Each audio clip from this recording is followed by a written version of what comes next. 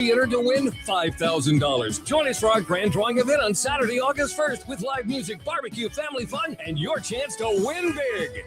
No purchase necessary. See dealer for complete details. Visit bridgetonautomall.com.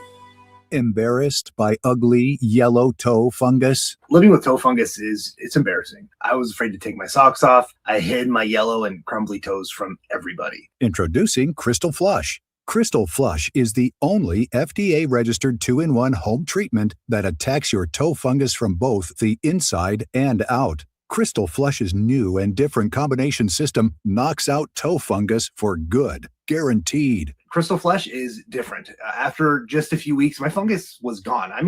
100% disappeared. Crystal Flush was the only thing that ever worked. So if you're skeptical because you tried a bunch of other stuff, Crystal Flush is different. This is a game changer. Crystal Flush is now available without a prescription, but it is not available in stores. Get your risk-free supply today. Go to crystalflush.com. That's CRYSTAL flush.com. Stop being embarrassed by ugly yellow toenails. Go to crystalflush.com or call 800-204-4484. When you first saw her dog, you didn't notice her at first. But when you finally did, it was too late. Because at that moment, you were speeding. She was out walking her dog and only had a second to let go of the leash. Your foot was on the gas, and her life was on the line. Speeding catches up with you.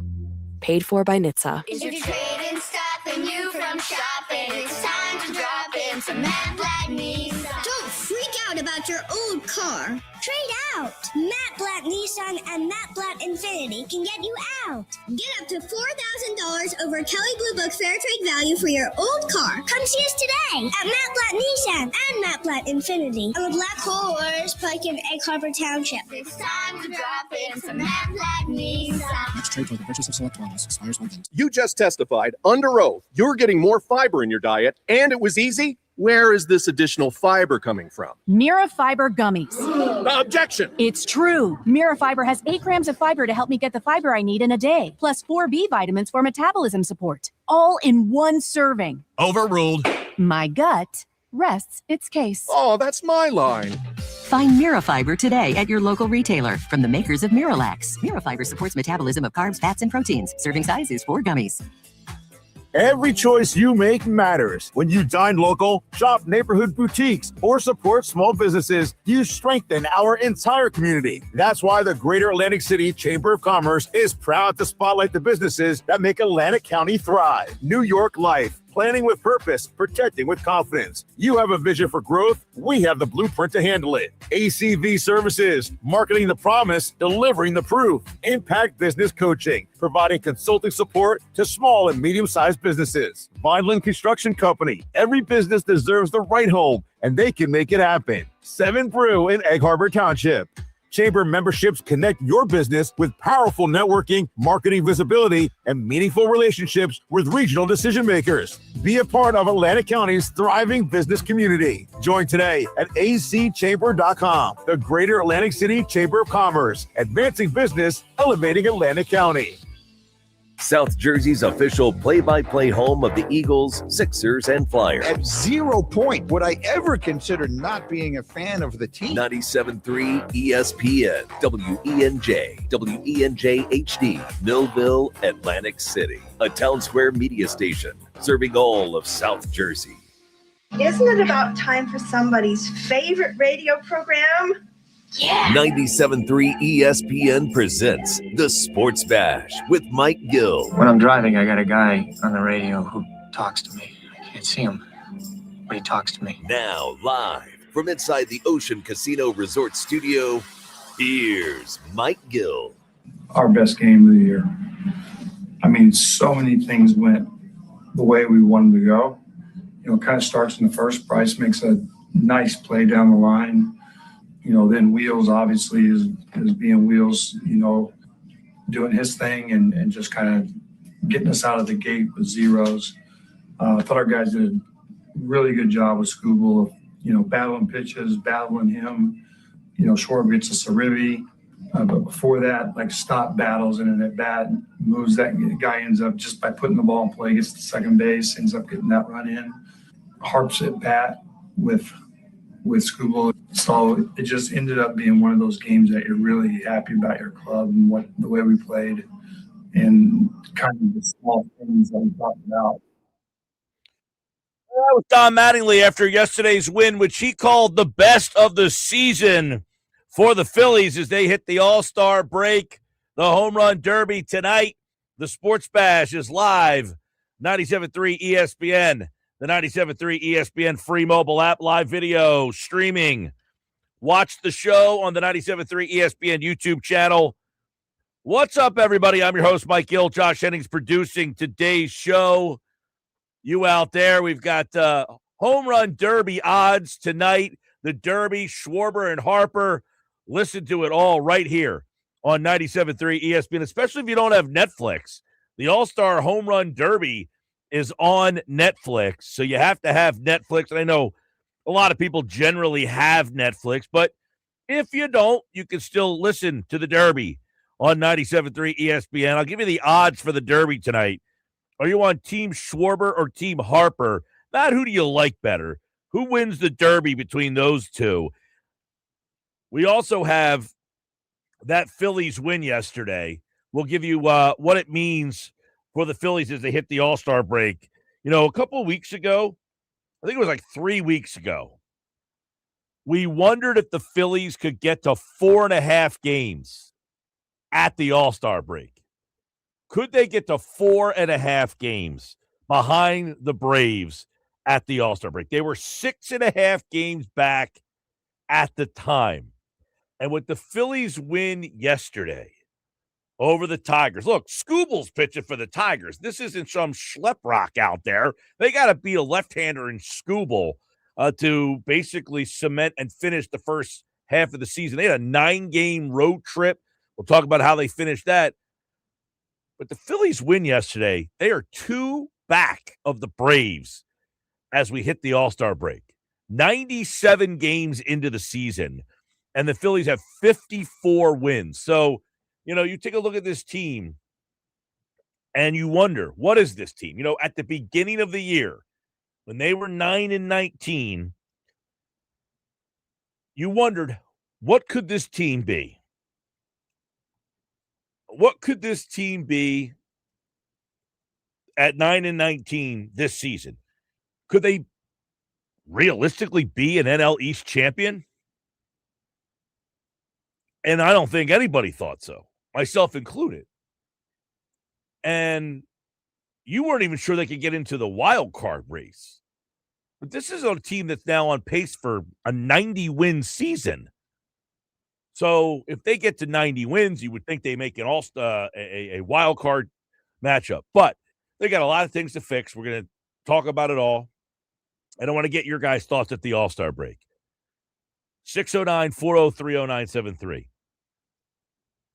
The Phillies at the All-Star break are fill in the blank. 609-403-0973 on the White Horse RV text board.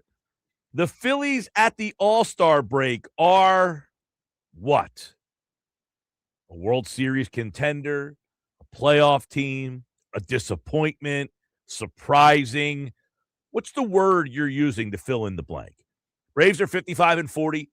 Philadelphia is 54-43. So they're 1 game behind the Braves. They have 3 more losses. They're 2 back. You know, the Phillies still have a negative run differential. They are -10 in the run differential column. I thought the other interesting part about this win yesterday, you know, we talked about it last week that right before the last week of the season, they still had this 6-game road trip that they had to finish up. It was a 9-game road stand. They still had 6 games left to go. They ended up winning 3 of their last 4, which puts them in a spot to be 2 games back of the Braves. I think a lot of people look at this Phillies team and always look at their flaws. We always look at what they're not consisting of. Their bullpen, I think, right now is a mess. The bullpen needs a lot of work. Jonathan Bolin got the call on Friday night. Was it Friday night or Saturday night? I guess it was, in the 8th inning of that game. On Saturday night, Jonathan Bolin, when he is your 8th inning guy, I think the Phillies understand they got a lot of issues in that bullpen right now. And think about it. It's 5-0 yesterday. And who comes in the game in the ninth? Jonathan Bolin is pitching in the ninth inning of yesterday's game. I'm thinking, what the heck is Bolin doing out there? If he's my eighth inning guy, in the bullpen, we always kind of talk about the circle of trust. Who is in the circle of trust of your bullpen? Jonathan Bolin was one of the few guys in the circle of trust. And then Saturday night, he's pitching the eighth inning to basically try to get the ball to Duran, and he did. And then yesterday, you have to bring him into the game. I don't say you have to. They chose to bring him in a 5-0 game yesterday. Jose Alvarado, I thought, was a big part of yesterday's game. He comes in and strikes out two guys. He threw 13 pitches. He had 9 strikes. It was the most uplifting Alvarado appearance maybe of the entire season is him out there yesterday. He also, I thought one of the big things for Alvarado, he faced 3 hitters. He threw 3 first pitch strikes. Same with Kerkering. When those guys can work ahead, it is a much different situation for those pitchers. There's a lot of guys I'm going to talk about today in terms of the All-Star break and what the Phillies need to do. But one of the guys I think we have to talk about is Alvarado. The Phillies have to figure out whether or not Alvarado is their lefty. Because if he's not, they got to get another lefty. If Alvarado is not the lefty that you can bring into big-time situations, and I'm not sure that you can. I don't know that I trust him. I would say right now, I do not trust him. You're going to bring in Jose Alvarado in the 8th inning of a playoff game the way he's pitched this year? I can't do it. But that's number one. Number 2, who's my right-handed setup man? Is it Brad Keller? Is it Orion Kerkering? Is it Jonathan Bolin? Or is it someone that's not here right now? That I think we need to determine. Zach Wheeler yesterday, 6 innings, 2 hits, no runs, 10 strikeouts, 4th start of at least 6 innings, and 2 runs or fewer this season. Or, 2 hits or fewer, I should say. Zach Wheeler is on a I am proving you all wrong warpath right now. 3rd straight game with at least 10 strikeouts, tied for the longest streak of his career. And he keeps going out there, Wheeler, every single start and sticking it to you. This whole thing this weekend was a mess. It was a circus. First off, we talked about it Friday at Pig Dog, which was a great time, by the way. Those guys were awesome over there. We had such a good time at Pig Dog. We hope to be back at some point. If you haven't been there, go check it out. It was such a cool spot. But we talked about it on Friday. Wheeler should have been named to the All-Star team. And now listen, this is coming from me. I don't care who's on the All-Star team. I really don't. I'm not going to watch the game. I just don't care. I am actually in the camp of I don't want my guys in the All-Star game. I don't need them getting hurt. I don't need them playing in this game. I could use them resting and get away from the game. I know it's for the fans, so I have no problem with it. But if I'm arguing against it, I would say Wheeler should have been on the team originally. Look, Logan Webb is the guy who sticks out like a sore thumb. He didn't need to be here. The Giants had another player. Webb wasn't their only representative. He was not having a better year than Wheeler. So then they had this rule that if you pitch on Sunday, you can't pitch in the game on Tuesday. So when pitchers were pulling out of the game like Mizorowski and Skeens, they needed to replace them. Wheeler was not eligible because he was pitching on Sunday, even though he had said he would pitch. So then they asked Luzardo. So then Luzardo takes the spot. Well, then after more guys started to pull out of the game, Major League Baseball goes to Wheeler and says, do you want to pitch? And Wheeler's like, at this point, I just watch you make out with everybody else. I'm not making out with you too. And Wheeler told him to go pound sand. So Wheeler was asked to pitch in the game. And he declined because he said, I don't need to be anybody's charity case here. My idea was when Cam Schlitter pulled out of the game, I think the American League should have said to Wheeler, hey, do you want to start for us since the National League apparently has no respect for you? Come over here. You could be our starting pitcher. Because can you imagine Major League Baseball with the donkeys they're throwing out there on this team now? Who's even left pitching in this game tonight? I mean, Mizorowski's out with tired arm. Skeens isn't pitching. Ohtani's not pitching. Wheeler's not even there. They never asked him. Who's left?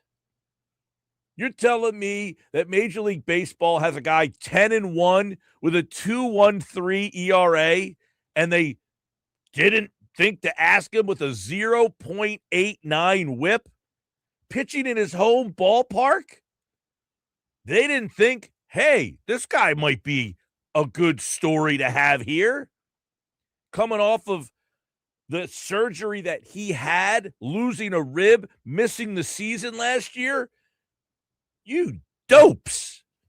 You deserve Wheeler to basically stick it to you for being so obtuse. Some people were actually saying, well, now Wheeler reaps what he sows. They asked him to be there, and he declined after all the stink that he made. Yeah, because he was disrespected the first time. Then he was disrespected the second time because apparently he told his agent to let them know he would pitch on Tuesday, even though he was pitching on Sunday. Major League Baseball messed this thing up 6 ways to Sunday. And now because of it, they don't get one of their best pitchers pitching in his home ballpark. Now, one pitcher that will pitch in his home ballpark to start the game tonight is Christopher Sanchez. And what we saw from Sanchez on Friday night, was it Friday night? No, Saturday, Sanchez pitched. I got my days all mixed up. Was vintage Sanchez. We went back to vintage Sanchez. Let me give you some numbers on what Sanchez did on Saturday night. Sanchez, 7 innings. Now, he did give up 10 hits, but he gets his 11th win of the season. His 9th start this year of at least 7 innings and 2 runs or fewer. Now, he probably shouldn't have gone back out to the 8th inning, but that's one of those situations where that's Don Mattingly and the Phillies basically saying, we trusted Sanchez more in the 8th than any of our bullpen guys. And that's not good. And I'm always on team. My starting pitcher gives me my best chance. Sanchez threw 103 pitches, 3rd most in an outing this year. He had an 11.57 ERA in his previous 3 road starts. He had 9 runs he gave up in the last road start. So seeing Sanchez pitch the way he did on the road really made you feel a little bit more at ease. You know, the Phillies are 19-5 following a loss, best in baseball. And that's because you have Sanchez and you have Wheeler. One started in the All-Star game. The other one decided not to go because baseball is moronic. But let's talk about this Phillies team and who they are. 609-403-0973. If I say to you right now, the Phillies at the All-Star break are fill in the blank. They are what? What do they need? By the way, the starting lineup for the All-Star game is out. And it is Schwarber leading off, Juan Soto batting second, Freddie Freeman hitting third, C.J. Abrams batting fourth, Mac Muncy hitting fifth, Ozzie Albies hitting sixth, Brandon Marsh is hitting seventh, Andy Pages batting eighth, Drake Baldwin hits ninth, and Christopher Sanchez is the pitcher tonight. So Schwarber does hit leadoff for this team and in this particular game tonight for Tuesday night, I should say. So there you go. There's the start of today's show. We got a lot on the table today, including I want to get into what Kevin Garnett had to say about the Sixers making a trade with the Celtics. I want to get into the very latest with LeBron James and the Sixers And if you watched any of the Sixers Summer League this weekend, we're going to talk with Austin Krell tonight at 5 o'clock to see who he thinks LeBaron Philon looks like and reminds him of. But that's where we'll start with the Phillies today. The Phillies at the All-Star break are fill in the blank. What do we got? Interesting. The Phillies are interesting. And I know that sounds very simplistic, but here's why I say it. Because back when they were 9-19, we were all selling stock. Sell, right? You use the Jim Cramer reference. So it's like, all right, now that we're at the All-Star break, they're actually an interesting team now that you actually like, all right, I actually want to watch the Phillies. I want to see what they're going to do. There's a curiosity factor with them. I definitely think that the Phillies were not entertaining to watch for the first month or so of the season. And then everything kind of, I really feel like when Wheeler came back, it really got the team back on the right footing. Yes. As we were reading that article last week from ESPN.com, and they talked about some of the reasons for the Phillies turnaround. And one of the things that they talked about at the top of the list was Wheeler returning. That, to me, is the number one reason. Wheeler's return and what he has given them has done a couple of things. It has given them a legitimate starter, obviously, a Cy Young level starter every fifth day that wasn't there before. You were basically taking a loss every time he didn't, his spot in the rotation came up when Taijuan Walker pitched. When Wheeler came back, it stabilized that spot in the rotation. But what it also did was it saved your bullpen for another day. So when you had to refresh the batteries of the bullpen, that basically came into fruition. And then as the article wrote, there's a lot of things that came into play with why the team is where they are. It talked about the schedule basically kind of lightening up a little bit and then taking advantage of it. Like, hey, that's a big part of it. But it also talked about, guys like Bohm, who were so bad in the first, 25 games of the season. They've kind of gotten back to where they normally are. Bohm, Stott's gotten, they're not great, but they're not horrendous anymore. They were unplayably bad through the first 28 games of the season. I mean, they were talking this morning. Bob Wankel was bringing it up on his what is it, Fighting Words podcast. Yep. There's so many podcasts. I just click the button now. I don't even know what to click at halftime. I'm just like, oh, Bob Wankel, boom, okay. But he was bringing how since May 1st, Stott has like a 780 OPS, like so he's one of the guys who the firing of Thompson, the hiring of Mattingly is the interim. He's part of the turnaround. All these guys. I mean, we know the first 30 games of the season, the offense was trash, horrendous. The pitching was really not good. You had Taijuan Walker making those starts. You had Painter not pitching all that well. You had Nola, who's been up and down and all around, but mostly down more so than up. He was up the other night for the first time in a little while. Well, poor Nola, he's had 2 straight good starts and the team can't win. Yeah, but in the beginning, it's like 2016. He was unpitchably bad in the first month of the season. And everybody in that first month of the season were essentially unplayably bad. I mean, now that all kind of evened out a little bit, and it all kind of coincide with the firing.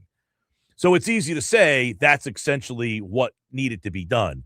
And I'm not debating that. I said before the season started, I would have fired Rob Thompson in the offseason. Right. That's when they should have fired Rob Thompson. But quite frankly, the team just started to play better. The players themselves started to play better.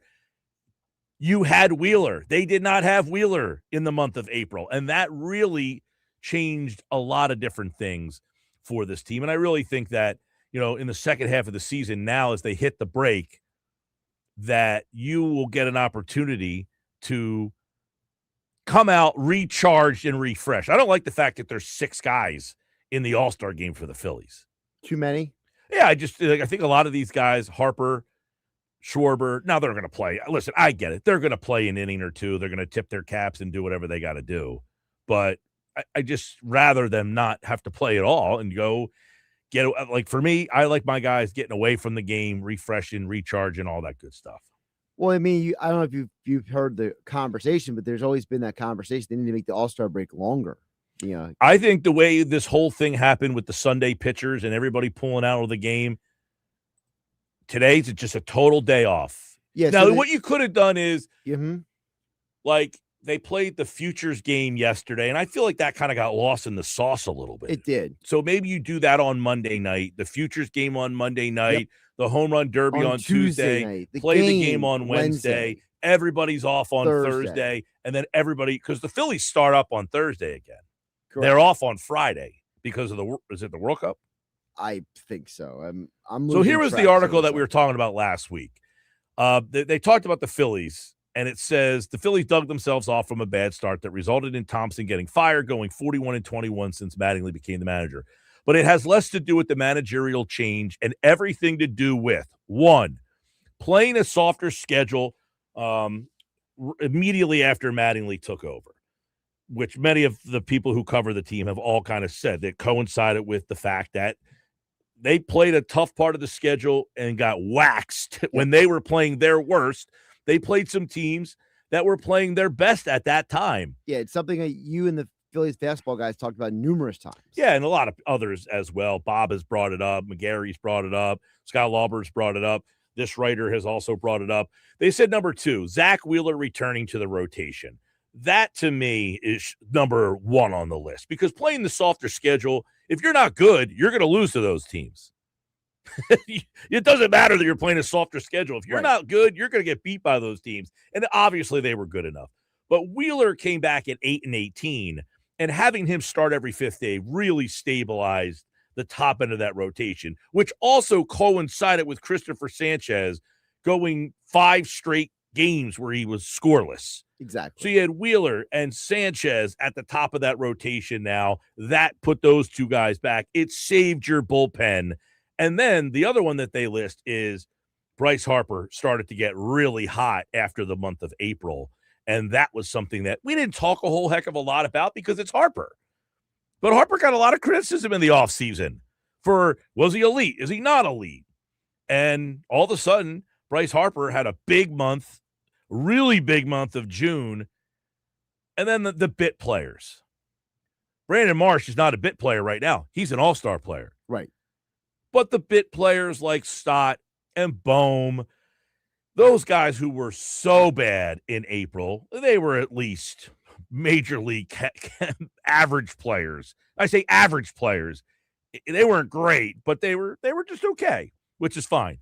Now, they need more. Obviously, we know they need more in the middle of their lineup. I don't think that guy's not out there. That guy's not out there. Even, did you see Kruk the other night? They were talking about how much Bohm has kind of got back. There was some talk earlier that people were like, you got to DFA this guy. He was that bad. But Kruk was talking about the other night how good that he has been for them. Number 1, Kruk the other night was talking like he was a Gold Glove candidate. Well, listen, you've mentioned it before, Mike. If anything, Bohm deserves a lot of credit for the fact that he used to be the guy. I remember I bleep and hate this place too. Now he's like a bona fide, dependable defensive player. I was pretty surprised when they were talking about the other night. Kruk and McCarthy were talking about during the broadcast, and he's played pretty well defensively at third base. That's not even a conversation. They need him to be better offensively. He hit like 150 in the month of April. Yep. And he's been serviceable. I'm not talking like he's an all-star. He just came back to, he got resuscitated to some extent. He got brought back to life. He was real bad. All right, coming up, McGarry, do you remember Football at 4, Austin Krell? We're just getting started. Monday edition, Sports Bash Live. Home Run Derby tonight. Listen to it right here on 97.3 ESPN. You're listening to the Sports Bash with Mike Gill. And if you're not down with that, we got 2 words for you. On 97.3 ESPN and the 97.3 ESPN free mobile app.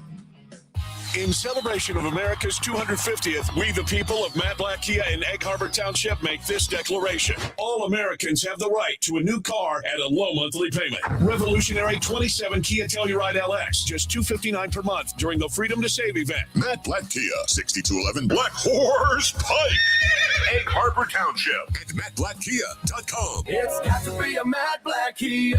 24-month leases, $59.99 to inside. Call 888-506-4132 for details. Offers don't combine, expires month end. This is the story of the one who keeps multiple buildings running smoothly day after day. Plumbing that flows, HVAC that hums, cleaning supplies that keep surfaces sparkling. That's why she counts on Grainger. With easy reordering online and 24/7 support, Grainger helps her keep the products she needs on hand. So shelves stay stocked and buildings stay ready. Call 1-800-GRAINGER, click Grainger.com, or just stop by. Grainger, for the ones who get it done. Ready to order? Yes. We're earning unlimited 3% cash back on dining and entertainment with the Capital One Saver card. So let's just get one of everything. Everything? Fire everything. The Capital One Saver card is at table 27 and they're earning unlimited 3% cash back. Yes, Chef! This is so nice. Had a feeling you'd want 3% cash back on dessert. Ooh, tiramisu. Earn unlimited 3% cash back on dining and entertainment with the Capital One Saver card. Capital One, what's in your wallet? Terms apply. See CapitalOne.com for details. Recovering from an addiction is an individual accomplishment. A young mother who chose recovery to care for her family. A high school athlete overcoming opioid addiction. A couple celebrating his recovery. Everyone's recovery is different, and there's no shame in asking for help. Call 844-REACH-NJ. Trained counselors are available 24/7 to help you find the recovery option that's best for you. Tell us your story, and let's begin your recovery today. A message from New Jersey Human Services. Selling your car? Get to Automotive Avenues, a trusted name at the Jersey Shore. Selling is fast, simple, and worry-free. Just tell them about your car online, share your VIN, and get a guaranteed offer in minutes. A quick call confirms your vehicle's condition with zero pressure and no upfront costs. You get paid fast with pickup scheduled in just a few days. At Automotive Avenues, you're working with a team that genuinely cares. Visit AutoAvNJ.com or stop by 5011 Route 33 in Wall and 573 Delsey Drive in Sewell. I love days like these at the pool, but my moderate to severe plaque psoriasis can sometimes take me out of the moment. I'm ready to make a splash with clearer skin thanks to Skyrizi, Risankizumab Riza. Skyrizi is a prescription-only injection for adults who are candidates for systemic or phototherapy. At 4 months, most people saw 90% clearer skin when measured from head to toe, and many were even 100% plaque-free. People also saw significant improvement in psoriasis symptoms of pain, redness, itching, and burning. Don't use if allergic to Skyrizi. Serious allergic reactions, increased infections, or lower ability to fight them may occur. Before treatment, get checked for infections and tuberculosis. Tell your doctor about any flu-like symptoms or vaccines. Now there's nothing on my skin thanks to Skyrizi, and that means everything. Ask your doctor about Skyrizi, the #1 dermatologist-prescribed biologic in psoriasis. Visit skyrizi.com or call 1-866-SKY-RIZI to learn more. Come experience our coolest summer yet at Ocean Casino Resort. Ocean will be having our first ever Water Ice Festival on July 18th, 2 to 5 p.m. to indulge in South Philadelphia's famous street. Get your tickets today at theoceanac.com. Must be 21 or older to wager or consume alcohol. Gambling problem? Call 1-800-GAMBLER. When you first saw her, she was out walking her dog. You didn't notice her at first. But when you finally did, it was too late. Because at that moment, you were speeding. She was out walking her dog and only had a second to let go of the leash. Your foot was on the gas, and her life was on the line. Speeding catches up with you. Paid for by NHTSA. Fresh seafood, ice-cold cocktails, and sunsets that steal the show. Welcome to Yuri's Waterfront Restaurant. Grab a table inside, kick back on the deck overlooking the bay, or catch the big game at Sliders Bar. Dive into mouthwatering seafood favorites, including Yuri's famous all-you-can-eat crabs, tropical summer drinks, daily specials, plus a kids menu and an arcade the whole family will love. And right next door, the Boathouse Restaurant serves up steak, seafood, and unforgettable waterfront views. 2 amazing spots, 1 legendary Jersey Shore experience. Yuri's at the Boathouse at the foot of the bridge in Wildwood. In celebration of America's 250th, we the people of Matlack Kia in Egg Harbor Township make this declaration. All Americans have the right to a new car at a low monthly payment. Revolutionary 27 Kia Telluride LX, just $259 per month during the Freedom to Save event. Matlack Kia, 6211 Black Horse Pike, Egg Harbor Township at MattBlackKia.com. It's got to be a Matt Black Kia. 24-month leases, $59.99 new inside. Call 888-506-4132 for details. Offers don't combine, expires month end. It's the Sports Bash with Mike Gill. Keeping the fans entertained and happy. On 97.3 ESPN and the 97.3 ESPN free mobile app. The 2 o'clock hour of the Sports Bash is brought to you by the law offices of Craig A. Altman. Call the law offices of Craig A. Altman for a free consultation today. We feel pretty good about where we're at, especially from where we started. We were 9-19 to start the year off. A lot of adversity kind of happened. We lose the manager. They let him go, and then we turned it around and put ourselves in a really good position. I think we're only a couple games out of the division lead. Kyle Schwarber earlier today talking about where the Phillies are at the All-Star game. He says they feel good about the All-Star break. 2 back. The Phillies are fill in the blank. Mike McGarry's at the ballpark, Citizens Bank Park, for tonight's All-Star Game Home Run Derby. Mike, fill in the blank. The Phillies at the All-Star Game are what?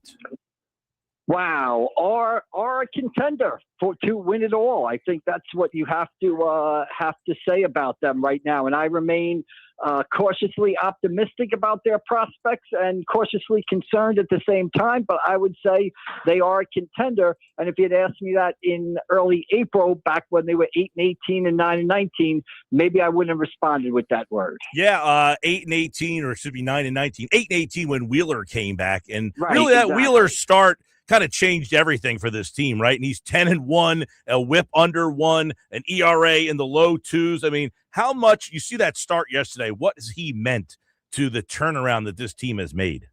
Well, to me, he's the key to the entire turnaround. I know, Don Mattingly came on board at about the same time, but I'll give more credit to Zach Wheeler for what he's done. Basically, what they did, Mike, was trade Zach Wheeler for Taijuan Walker. And at the time, you didn't know what type of Zach Wheeler you were going to be getting. Well, you got vintage Zach Wheeler, like you mentioned, a 10-1 record. And I know there's been a lot of talk about him and the All-Star game and stuff like that. I wrote 2 weeks ago, I think he should be starting. I think it's one of the best stories in all of baseball, but he is the man. I mean, you point right to that date, and that's when the turnaround began. And I mean, he is the key guy in this sort of resurgence that has enabled the Phillies to, save the summer and give them a shot at an eventful fall. Yeah, I know when you look at this team, you talk about the top of the rotation pitching as we're at the All-Star break. You talk about what they need. It still seems like they have to find another starting pitcher, or are they okay with the 3 guys they have and then hope that somebody steps up in the second half of the year? Yeah, I mean, Mike, I would say another starting pitcher is probably a must, even with Aaron Nola pitching better in his last couple of outings than he had thrown early in the season.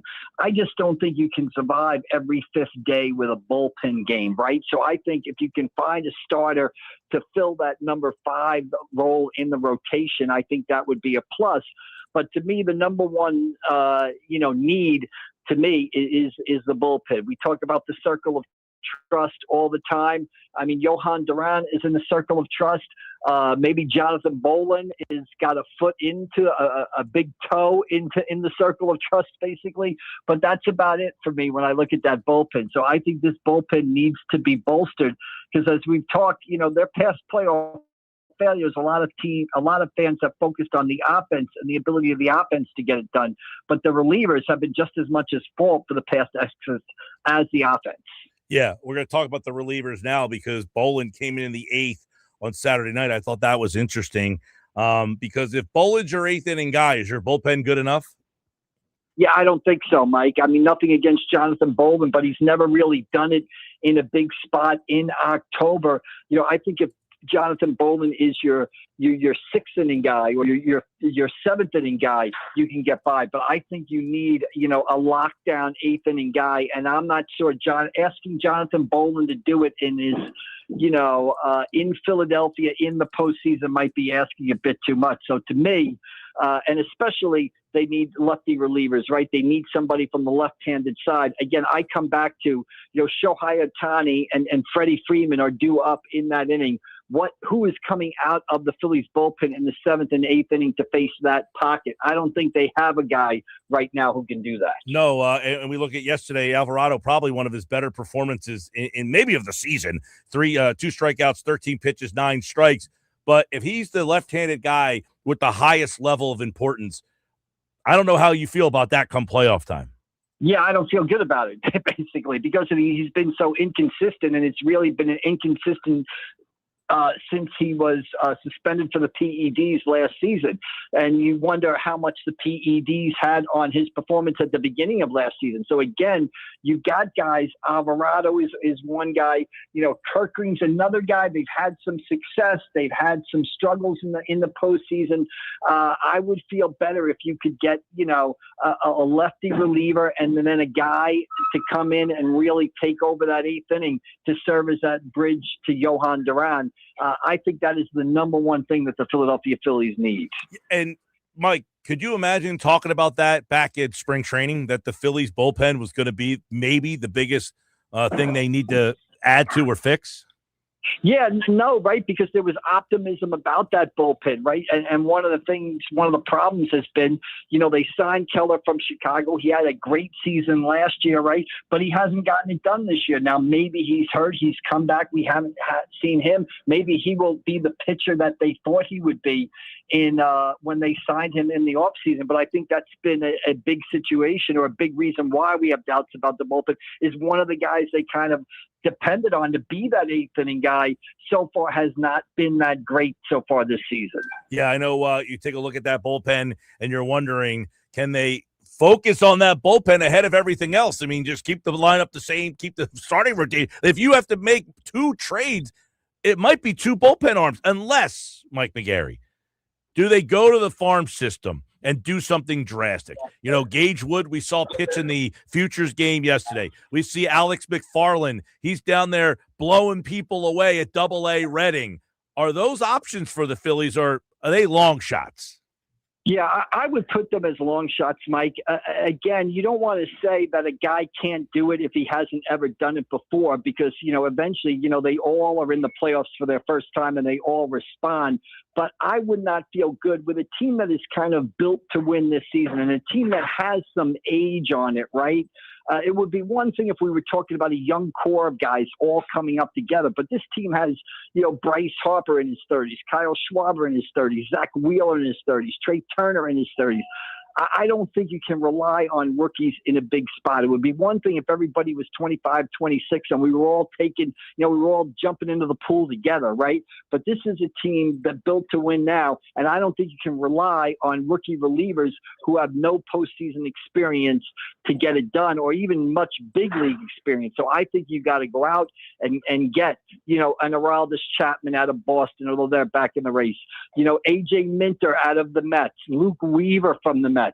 I think those are the types of arms that you've got to be looking for to fortify this bullpen. Yeah, I know. You look at the Phillies farm system and people wonder, do they have anything that can help them get a piece? Do they have anybody that can help them at the big league level? That kind of remains to be seen, whether or not, they can move somebody from within. But Andrew Painter pitched on, I think it was Friday night. Woo, where are we starting to think about what Painter's future looks like? 8 hits, 7 runs he gave up, something to that effect on Friday night. Yeah, that was a major step backwards for him, right? Because at some point, and we began this conversation by talking about a possible 5th starter, if he had gone down there and put together a good outing in AAA last week and strung together 1 or 2 more good ones, then you can make a case that, hey, we don't have to go trade for a starter because we'll just bring back Andrew Painter and he'll be our starter, right? He'll be our 5th starter.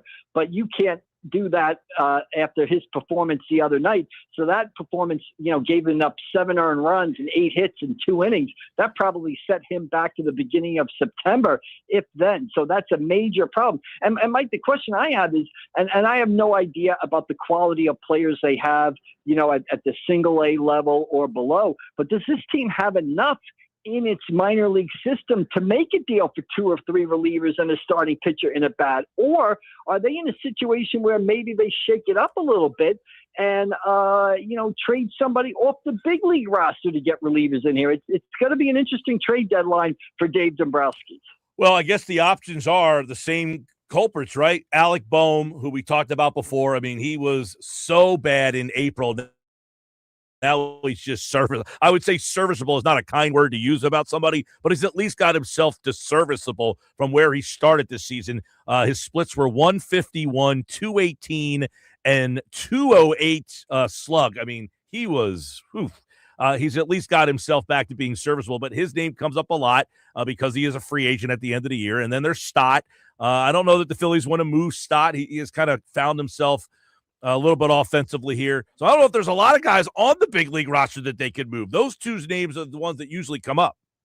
Yeah, those are the 2 names that you highlight exactly for the reasons that you highlighted. The only other name I would throw out there, and again, I'm not, no reporting this. I'm just looking at the roster. I have no inside information or anything like that.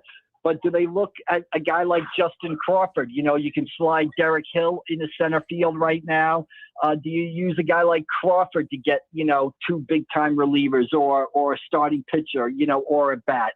I think that's the only other viable sort of option off the starting roster, off the big league roster. But again, it comes back to the point I was making originally. It'll be interesting to see because are they limited by the talent in the organization? Do they have enough to trade for what they need? I think that's going to be a fascinating thing to play out.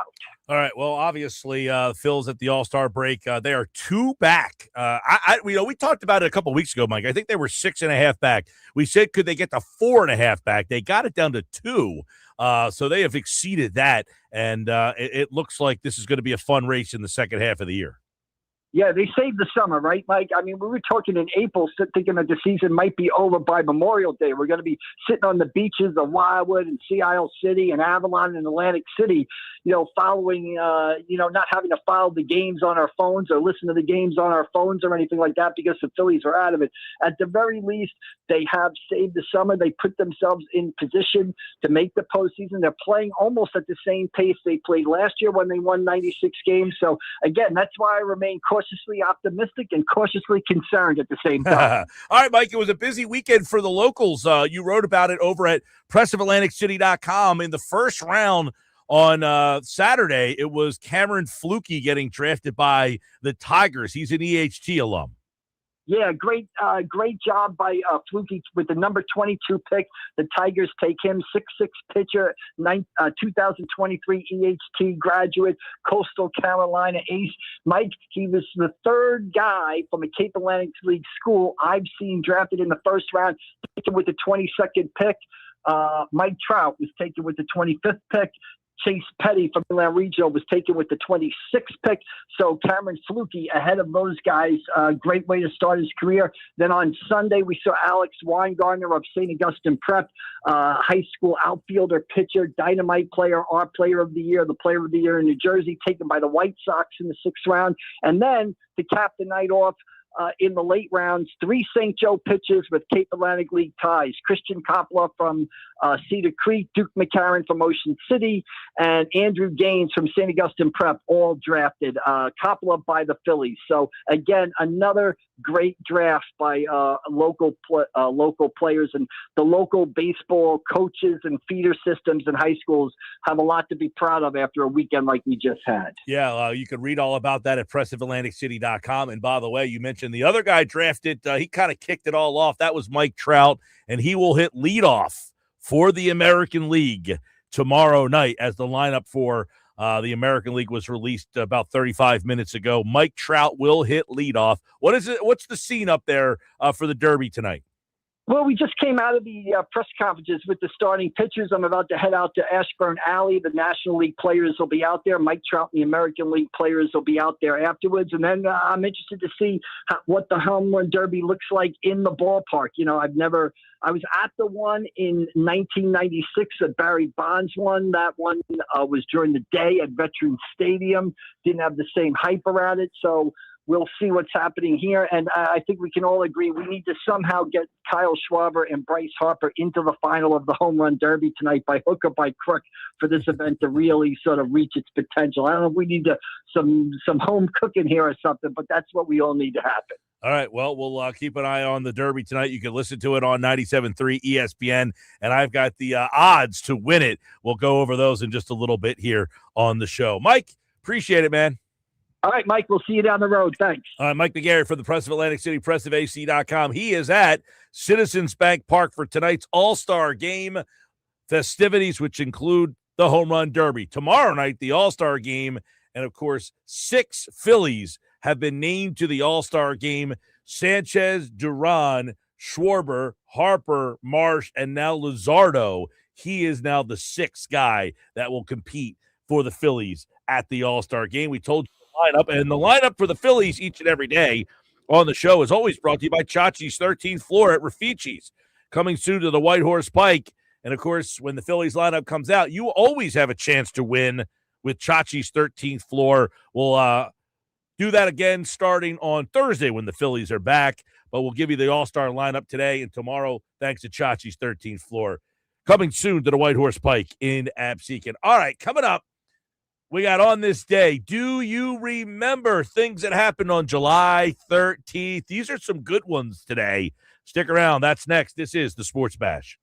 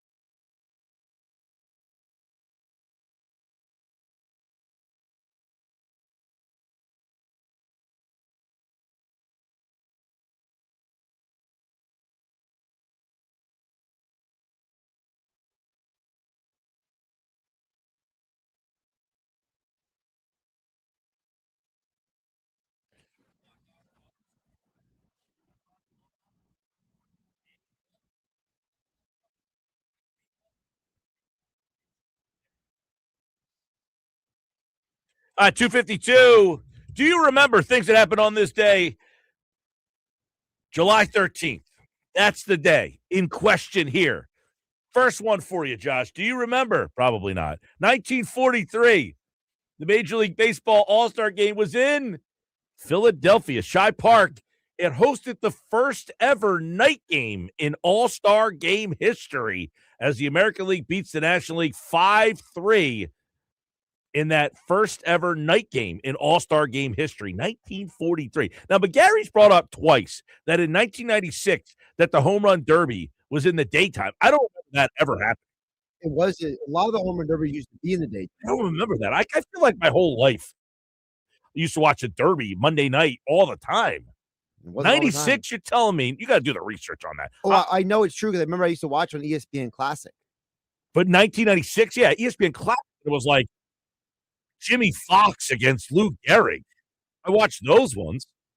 I don't know about this. I got to question him and now you on this one. I'm calling both of you BS.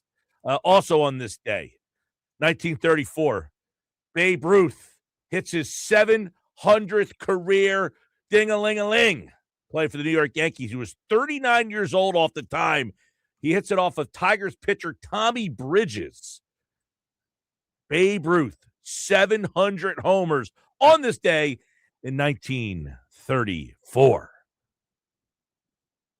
That's what I got for you today. Nice. Also got a 2013 spectacular diving catch by Hunter Pence. He preserves Tim Lincecum's no-hitter in the Giants' 9-0 win over the Padres in the 8th inning of that game. I remember that one vividly. According to Baseball Reference, the 96 Home Run Derby was in the afternoon. Wow. All right. There's also some Instagram video apparently of it as well if you want to look that up. Sorry, McGarry. Sorry, Josh. This hour of the show brought to you by the law offices of Craig A. Altman. Listen, if you get into a car accident, slip and fall, or you need to call my friends at Craig A. Altman, 856-327-8899. Yes, they are located right here in South Jersey, so give them a call when you need to take on the insurance companies, or go to the website for a free consultation at CraigAltmanLaw.com. All right, Sports Bash Live, 97.3 ESPN. When we come back, we got so much more to get into, including the Home Run Derby odds. Who's the favorite for this one tonight? We'll have that for you coming up. Plus, what did Kevin Garnett think about the Celtics trade with the Sixers?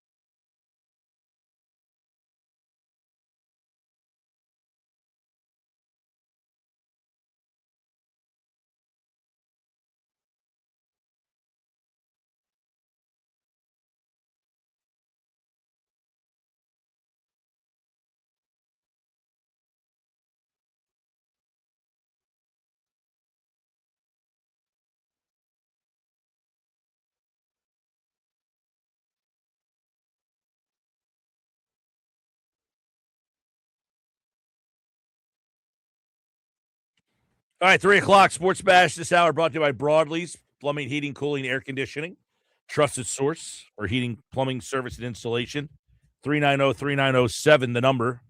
Mike Gill in the Sports Bash. We're live. No Nuggets today. We got Jerky, though. Josh's Jerky takes over the airways at 4:30 today on the Sports Bash. No Nuggets. Nuggets has a day off. I got odds for you.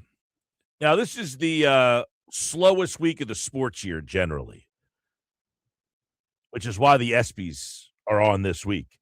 So the ESPY categories are out. Have you seen them? I have not, but I will say it might be a big week by the end of the week. What could happen by the end of the week? LeBron signs? So they're doing a live broadcast of LeBron's show, The Shop, at Fanatic Fest on Thursday. Oh, so do you think, or is it being reported that LeBron could make his announcement while on the show? There's a lot of speculation that that's what they're building to. Now, your boy Scoop B has some reporting on this LeBron stuff, and he thinks the Sixers are basically not viable unless they trade Joel Embiid. Yeah, so apparently, like, his reporting is that LeBron has a lot of concerns about Embiid's health and his viability, which, I mean, hey, LeBron, you and everyone else has questions about Embiid's health, okay? Like, no doubt.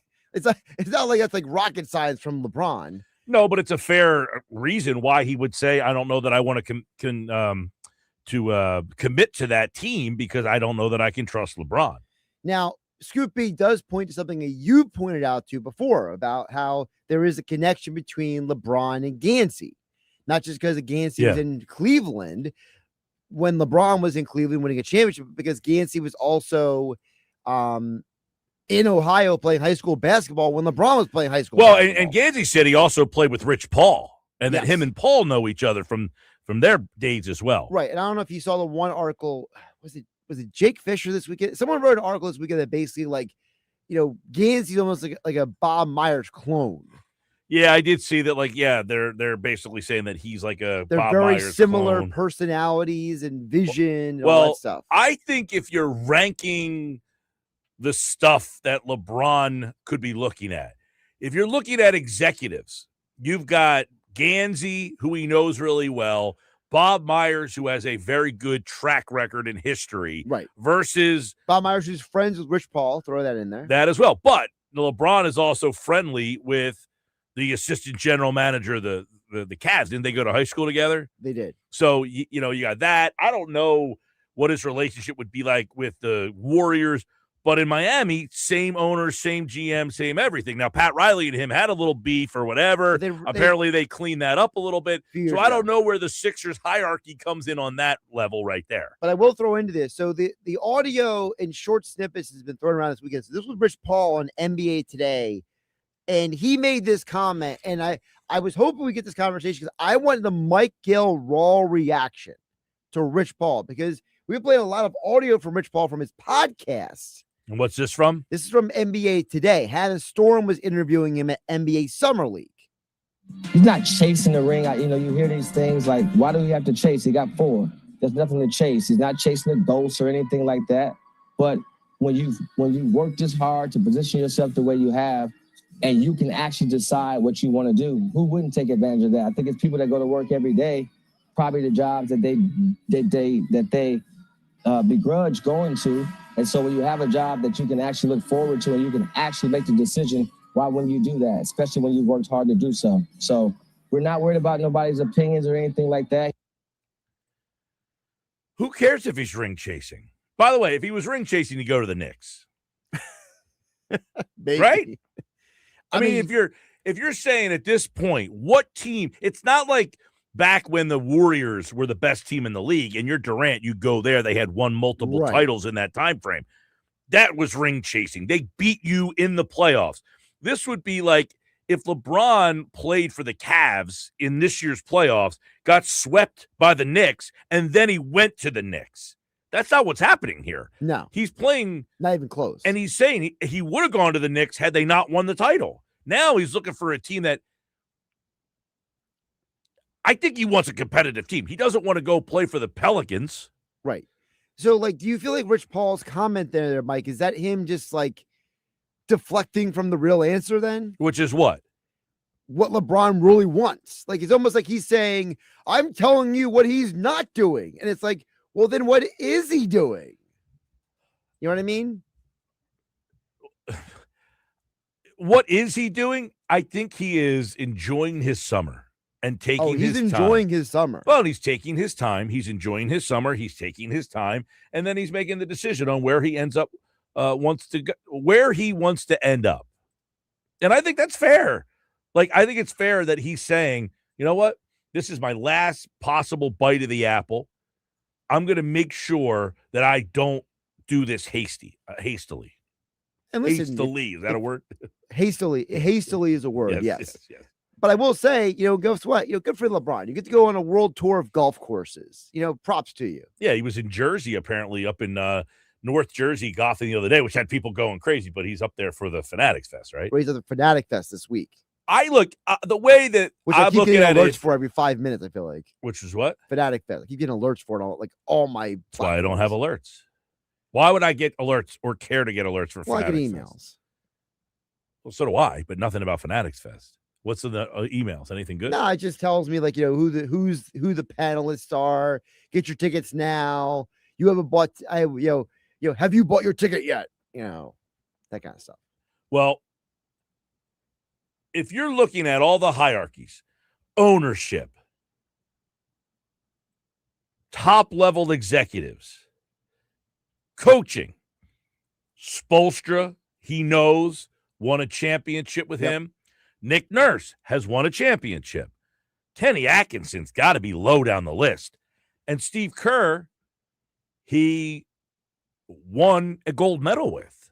So I would think that the Cavaliers are the lowest for coach. Right. Definitely lowest for coach. And Atkinson feels like very much of a David Blatt situation where it's like halfway through the year, LeBron might go to the front office and be like, this bro ain't it, bro. You got to get rid of him. Like, doesn't it feel like if he went to Cleveland? But do you want to be, if you are LeBron, do you want to walk into a place? Now he's been to Cleveland. This would be the third time. Right. So I think he does have some clout there. Oh, it's not like clout. He would have clout wherever he goes, but it's not like he's in Philly for the first time ever. And then he has to come in and say, you got to fire this guy because he's a clown show. Right. LeBron's not walking into Philadelphia halfway through the year, walking upstairs to Bob Myers and being like, we got to talk about Nick Nurse. Like, that ain't happening in Philadelphia. So is Cleveland would be lowest on the list for coach? For coach, yes. I also think Cleveland is lower on the list for roster. Even though their roster's good, they are a good team, but fit, I should say. Not roster, fit. They went to the Eastern Conference Finals last year, so they don't stink. Right, and I think the fit in the roster is very subjective because, when Evan Cohen was on with you last week, he kept pounding the table how LeBron's a great fit with the Heat roster. And, I'll listen to people in Cleveland, and they'll be like, he's a great fit in Cleveland. And then here in Philadelphia, we're all like, no, he's a great fit in Philadelphia. So I feel like there might be some rose-colored glasses with some of this for all of us. Well, I don't really care what their opinion is. No, what I'm saying I'm looking at my opinion, and I see James Harden. In every market, everyone is... Doesn't matter. What's the real opinion? James Harden and LeBron are not a good fit. Well, James Harden's not even signed right now. So sure, but the anticipation that he would be. Now, if he doesn't go back there, you've got Donovan Mitchell, Mobley, Jared Allen, Max Strus. Those are all guys, Strus, Mobley, and Allen, who are front court players, who are a little bit bigger. Maybe LeBron, but where does LeBron fit in on that particular spot on the floor? Well, LeBron can be the point. We talked about it with Philadelphia as well. Donovan Mitchell is not a point guard. No, James Harden's the point guard on that team. But if you're going to bring in LeBron and he's going to be your quote unquote main point guard, that's probably not. What's when he's kind of in Philadelphia? Yeah, but he would be more of a point forward there where he doesn't have to do it all the time. True, but I think one of the appeals of Cleveland and Miami, just to use those two as an example, is that LeBron can basically be like, I don't need to be a big man on these teams. I got these big men who could bang and get rebounds and play, interior defense. I can hang out on the wing and have fun. That was one of the things he loved about Miami the first time. Yeah, I mean, Davion Mitchell could be the point guard there, so he takes some of the pressure from LeBron having to do it all the time. You've got Wiggins there, Antetokounmpo, and Adebayo, but that's where I see the clunky fit in terms of not a lot of perimeter game from Bam, Giannis, and LeBron is, LeBron's okay. He's not a great knockdown shooter, but I mean, I feel like, and maybe I'm wrong, but I feel like Miami is the least flexible of all the rosters. Like there's the least amount of tangible flexibility in terms of who those guys are. They did get Bobby Portis in that deal. They did, but Bobby Portis is still a big man. Yeah, but more of a perimeter big man, more of a guy. A little more, yeah, that's true. So I listen. They're interesting, but I wouldn't put them at the top of my list.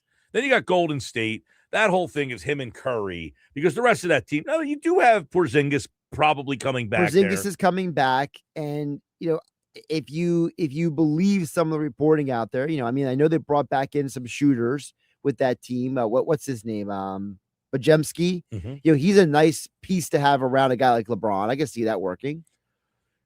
And if LeBron goes there, I imagine Draymond will go back. And most likely will go back anyway. Well, there's the whole thing, him and Draymond were playing golf. Draymond goes on his podcast, and Draymond says that he gave LeBron a crazy pitch. And he says, I'd be stupid if I didn't pitch LeBron for 3 days. You know what I mean? Yeah, and listen, every time this happens, like he played golf with somebody for that day and that moment, yeah, but I don't know that that's the silly. Somebody just texted in. So Draymond and LeBron spent the weekend playing golf in Puerto Rico. Draymond opted out. He will sign after LeBron signs with Golden State for a minimum, just like LeBron, and they will have the money to go out and get a free agent or two that LeBron picks. Listen, I think the Warriors are viable because of the Curry and Kerr.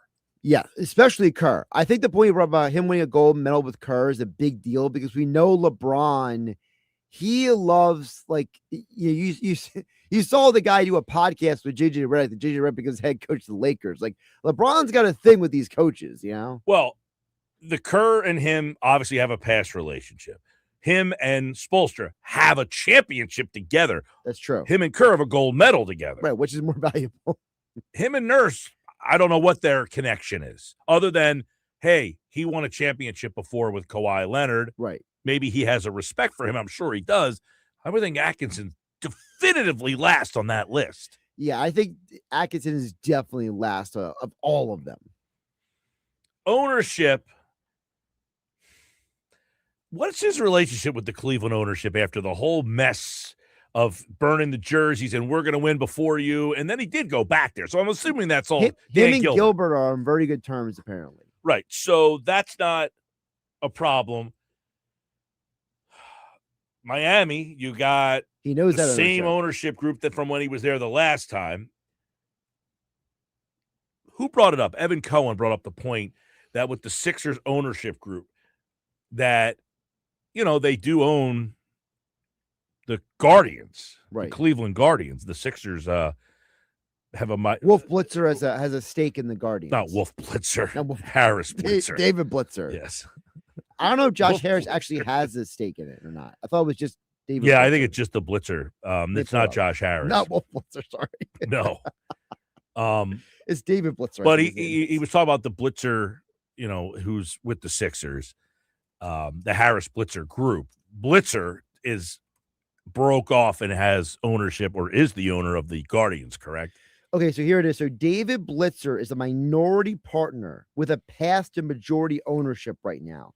Right now, the majority owner is Paul Dolan, but according to Sports Business Journal, David Blitzer is a minority partner, and he is working toward becoming majority partner. Right. So the possibility could be that, hey, come play here, and in the end of this, we could give you some ownership of your hometown baseball team. Now, in order to do that, though, he'll have to sell some of his stake because he's currently in the Fenway group. Yes. Which is something that Evan Cohen brought up the other day. But also, and he brings it up because of the parallels to a guy like Magic Johnson, who has stake in the Dodgers. After his time with the Lakers, he got into buying a Major League Baseball franchise. And I think it was interesting about the whole LeBron thing is whether we like it or not, the whole LeBron has a vision of his life past basketball. It's a real deal. It's part of the reason why I went to the Lakers. It's part of the reason why he's operating in the space that he is. I mean, if LeBron didn't care about his brand, he wouldn't do half the stuff he's doing. I definitely think, like, if you were just saying blind taste test here, take everything out of it and just say ownership, front office, coach, and fit, how would those be ranked between the top 4 options?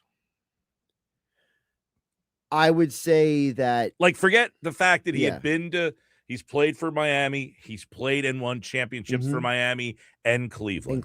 You're just saying these are the 4 teams. Forget the past. For me, if I got to be just completely unbiased, I go back to the Warriors because I feel like go to the Warriors. I'm sorry. I would go to the Warriors because of the fact that the Warriors have a coach that you're familiar with and you like. They have the shooting to surround LeBron with. So LeBron's not being asked to be a 3-point shooter, right? They have the type of cap flexibility that LeBron and Draymond, as you mentioned, come back on veteran minimums. They can go out and add more shooting pieces around them. To me, that's the one that, and of course, don't forget about the family factor. LeBron and his wife, they have a house in LA. His daughter is still in school in the LA area. Maybe LeBron can do the Roger Clemens thing and, cut down the travel. So I feel like there's a strong appeal for the Warriors. Warriors being on the West Coast. Now, does he want to go and have to go through the Spurs and Oklahoma City? Is that even factored in at all if you're LeBron? I don't know how that stuff gets factored in by these guys. Yeah, I mean, Bob Myers made the comment on the Game Over podcast where he says, LeBron's IQ is so high that who am I to tell LeBron what is good or good, not a good basketball decisions. So, I don't know how that factors in with how LeBron views, like, does he view the Thunder and Spurs as like the future, but not the present?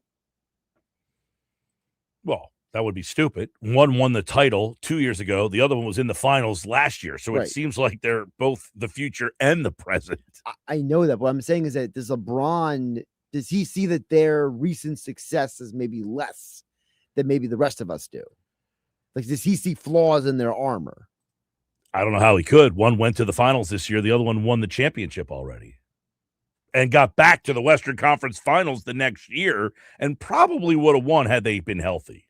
So then to ask you, what's the easier path to the finals? I think the East is deeper, has more good teams, but don't have the high-end teams at the top that the West does. So does the East have more teams that can knock you out in the playoffs? I think so. I think there's probably right now in the East, you would say, I think Boston is still going to be a 50-win team. Yeah, I was going to say, but Boston, the Knicks, Cleveland. Hold on. Sorry. Boston, 50-plus win team. The Knicks, 50-plus win team. Depending on what happens with this Kawhi trade with the Raptors, they should be a potential. They were a 4 seed last year. The Sixers are considerably better today than they were. Right, with or without LeBron. Right. They got Jaylen Brown. Cavaliers went to the finals last year, the Eastern Conference Finals. The Pistons were the 1 seed last year. Now, I think they've taken a step back. The Pacers are going to be exponentially better. They've now got Halliburton back. They made trades last year. So that's 7 teams right there. I think the Hawks are pretty good. I think the Hornets are pretty good. The Heat are pretty good. The Magic are pretty good. So like and I think the Wizards are going to be extremely interesting. I think the Wizards are scary because Trae Young for a full year with that young roster, with the Bansa and all those guys, so look out. That could be a team that like couldn't you see the Wizards maybe like a 7 seed and like upsetting someone in the first round? I no doubt. I think that team, along with the Jazz, are 2 teams that kind of tanked last year and hit into the hit under the weeds a little bit. They made a couple trades and then sat those guys when they made the trades. Remember, the Jazz got Jaren Jackson. They made some trades and just didn't play those guys because they were tanking. Right now. They got Trae Young, the Wizards did. They got Anthony Davis, the Wizards did. They had Debanza. They already had Sarr, who was the second pick of the draft the year before. I mean, they're starting to stockpile some talent that one of these years they're gonna go from the ashes to the playoffs, much like the Sixers when they went from 24 wins to 52 wins. I think the Wizards are probably in that category. Yeah, they're knocking on the door for sure. No doubt about it. 609-403-0973, 609-403-0973. So Tony Jones, by the way, who is from The Athletic, there's this whole story that's going on, whether or not Joel Embiid and Jaylen Brown have spoken or not spoken. And somebody asked me this the other day, because Mike Gansey said on a Philadelphia radio station that he thinks that they had spoken. And I'm wondering if LeBron is looking at that relationship and saying, Joel, because the report from Scoop B essentially said he doesn't want to go there unless the Sixers essentially get rid of Joel. Right. And so, and I'll give it to you because I printed out the pages because the article was so long. But, one of the things that he mentions in the article is that what if the Sixers were to trade Joel Embiid to the Rockets and get Alfred Sengun? Yeah, I saw the two trades he put out there. Neither one do I think are viable. But the I idea, felt like both trades were just laughable. They are laughable. But my question is, if LeBron comes to the Sixers and says, I'm willing to sign, but you got to get rid of Embiid. Yeah, that's great. But the trades that he offered, I don't think the other team is accepting those. One was Sengun and Fred VanVleet for Embiid. VanVleet to make the money work. And then the other one was Anthony Davis, and the Sixers would give them a first-round pick. Embiid and a first-round pick for Anthony Davis. And I'm thinking, why would the Wizards do that?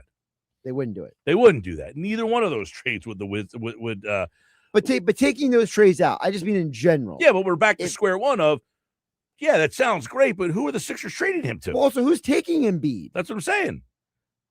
That's my point, is that sounds great in theory, but who's taking Embiid? And I think that's where it's like, if that's the case, if it's legitimate, LeBron's, the hang up for LeBron is Joel Embiid, the Sixers, no matter what they can pitch him, no matter what the ownership, the GM, the head coach, Maxey, if Joel Embiid is the roadblock, then guess what?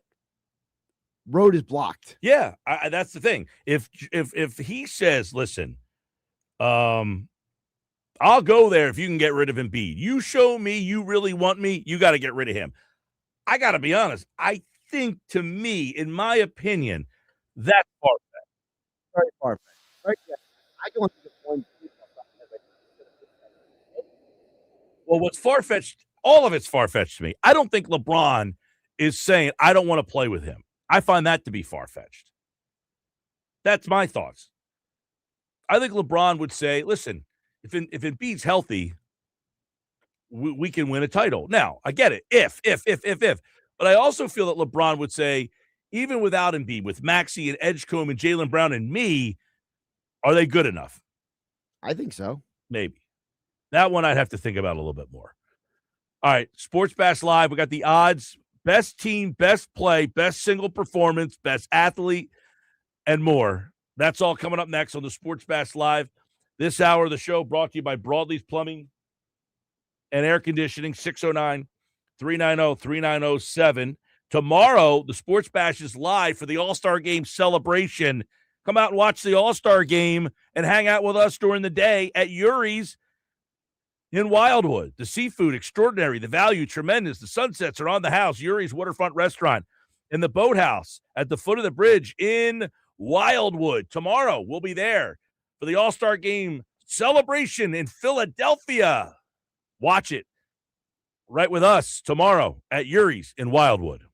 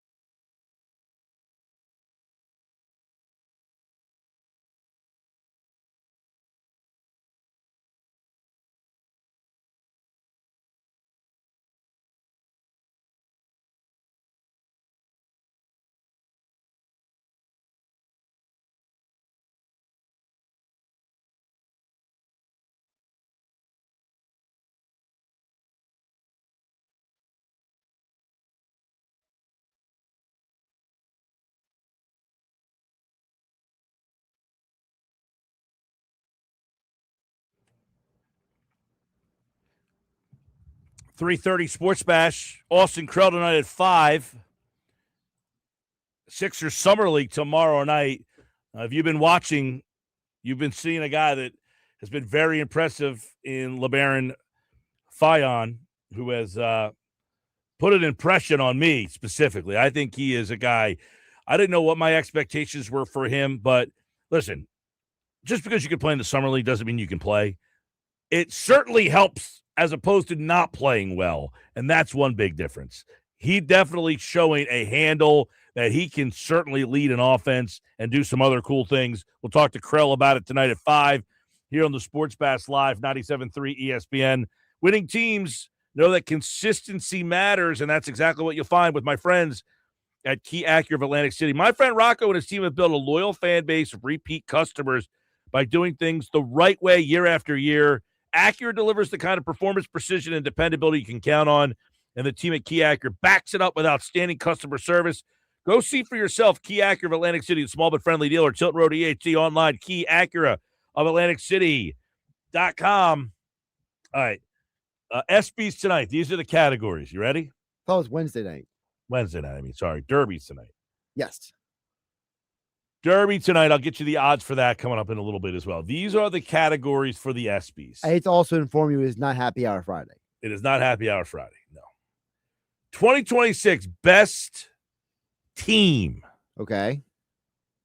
Your nominees are the Carolina Hurricanes, Team USA men's hockey, the Seattle Seahawks, the LA Dodgers, the New York Knicks, and the Indiana Hoosiers. It's got the best odds. I would think the best odds would probably be the Knicks, but I don't think they should win it. Knicks minus 750. I think Team USA Hockey should win. Really? 33-1 for Team USA Hockey. I mean, the whole world rallied around that team, and people cared about hockey for the first time in some of their lifetimes. Carolina, by the way, 50-1. Dodgers, 33-1. Seahawks, 20-1. The Hoosiers, to me, 4-1. In our lifetime, who would ever think the Indiana Hoosiers would win a national football championship? It's the most improbable story that you could ever come up with. Yeah, this is Team USA, man. This is America. This is the flag. This is not even our sport. That kind of is now. They'll lose in 4 years. Don't worry. Well, I mean, they're every bit as good at that sport as everybody else is now. Like it's not a shock that they won that. It's not a shock, but it was definitely a run that got a lot of people's attention and drew them in. Like, if you ask the average person at your local establishment who won the last national championship, could they even tell you? Fair question, but I think if you're like the Indiana Hoosiers won the football national championship, you'd be like, what? Like, it is pretty, like, who would ever have thought it in is your wild. lifetime? Yes. That to me would be my pick. Gotcha. But they are not the favorites. The Knicks are. Best play. Golden goal for men's U.S. hockey to score the game-winning goal. Caleb Williams, game-tying touchdown versus the Rams. UConn versus Duke. Mullins buzzer-beating 3. Golden goal, U.S. women's hockey. OG Anunoby tip-in. So I would think the betting favorite would probably be the golden goal U.S. men's hockey, but I would probably give it to OG. OG's the favorite by far, okay. minus 1,000. In fact, the men's hockey is 11-1. Caleb Williams is 25-1. The women's hockey is 33-1. Byron Mullins is 6-1. See, I would give it to OG. So yeah, the OG, that one's, I mean, unbelievable. Historic. Yeah. Best single game performance. Single game, okay. Bam Adebayo. Shohei Ohtani, 6 innings, scoreless with 10 strikeouts and 3 home runs in the same game. Hannah Hidalgo had 16 steals in a game. It's pretty unbelievable. And Tice Armstrong, 3 grand slams. Same game. I mean, the Shohei Ohtani game is pretty nuts. I mean, you're never going to see that ever again. Maybe he could. Well, right. Maybe he could. He but could do it again. The favorite is Bam with 83 points. That's poor. To me, that single game performance is the worst of them all. 3 grand slams in the same game is unbelievable. 3 grand slams is nuts. I don't know that you can even do that. There's just no way you could ever do that again. Yeah, that feels like what are the odds of that? Is probably you have to come up 3 times with the bases loaded. Like, what are the odds of that? Like, I was at a game in Wrigley Field years ago, Phillies Cubs, and Bobby Abreu hit a grand slam, and he came up again in the same inning with the bases loaded, and he actually hit one off the fence. But that didn't even go out. And the fact that he came with this bases loaded, we couldn't believe it. This guy hit 3 grand slams in one game. Yeah. That to me, it's 25-1, by the way. That to me is probably the most unbelievable single performance that you can come up with. I mean, if that wins it, I won't be mad for sure. I'd be mad if Bam wins it. 25-1 for that one. If Bam wins that SB, you might as well drug test all of the voters. It's the favorite. It's -175. All right. Poor. Best male athlete. All right. Jalen Brunson, Messi, Ohtani, Matthew Stafford. Stafford seems like which of these kids are doing their own thing here? Well, my question is, was the voting done before the World Cup? Because if you did the voting like today, Messi should win it. But if you did it like a month ago and like you were calculating the votes for a month, Messi probably ain't winning it. I got to go Brunson. What he did in those playoffs was unbelievable. Well, it's historic. Yeah. So you just said the word. That's best male athlete for me. I mean, Messi just set the record for goals in the World Cup. That happened yesterday, though. That's my point. So is the voting done is the voting being done like right now? Saturday was it Saturday? It was Saturday. But like is the voting done like I don't know when the voting this month, or was it done like a month? Because it's done a month ago. Brunson's winning it running away. All right, next category. Best pro football player. Do you even have 4 names that you would come up with? Matthew Stafford, Myles Garrett, Josh Allen. I guess the 4th would be what? Lamar Jackson? Matthew Stafford is correct. Myles Garrett is correct. Jackson Smith and Jigba and Drake May. Now, Drake May's 33-1. He ain't winning. Everybody else is all within distance. Stafford's the favorite. I'm thinking, how come Stafford is best male athlete and best pro football player? Like, did he have some off the wall, he did win the unbelievable MVP last season? year. Yeah, but it was like one of those where you were like, this MVP this year is not like wasn't clear cut. Wasn't historic. I would probably give it to Myles Garrett because of what you just were. He had an historic year. Right. I would give the award to Myles. Best NBA player. Brunson, Wemby, Shai Gilgeous, Jokic. Who are you giving it to? Well, Brunson is -3,000. Is that including the playoffs? I got to imagine. I guess so. Yeah. I mean, if it's including the playoffs, I have no problem with Brunson. Shai Gilgeous won the MVP, though. He won the MVP. So it was but this would be a combination of the playoffs and the regular season. The SBs are not regular season exclusive. Right. Best MLB player. Shohei Ohtani, Aaron Judge, Cal Raleigh, Paul Skeens. I mean, Ohtani, so this is tough because is it for this year? It's 2026 best MLB player. Yeah, it's weird because Cal Raleigh's not having a good year. Cal Raleigh's having a horrible year. And Skeens is not having a great year. I mean, he's having a good year, but he's not Paul Skeens. He's not having an elite year. And Judge has been hurt. Yeah, Judge hasn't played half the year most. That category has some weak choices. Yeah, I would just go Ohtani and just be called a day. Best NHL player. Connor McDavid, Nathan McKinnon, Kucherov, and Celebrini. I don't know who the favorite is, but I think they should give it to Celebrini. He's a long shot. That kid has – me and Durso had this conversation on Hang with Henning on Saturday. People don't realize that, like, being a draft pick and turning her around that quickly as a star player, it rarely happens in hockey. For him to go from being a top draft pick to now being in the conversation with best player in NHL is absolutely incredible. McDavid's the favorite. McKinnon is second. Kucherov, and then Celebrini. 10-1. Yeah. All right. Best fighter.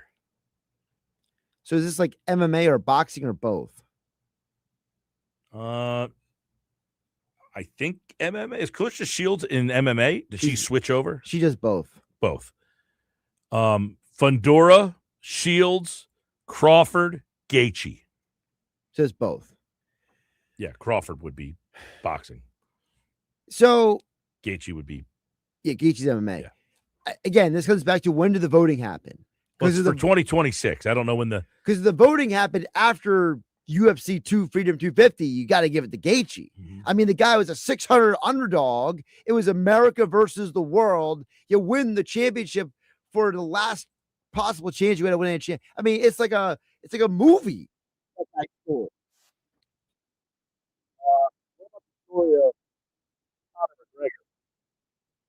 That later on as well. Do you remember, coming up on the other side, it's our Unsportsmanlike Moment of the Day. That's next. I'm Mike Gill. This is the Sports Bash Live on 97.3 ESPN.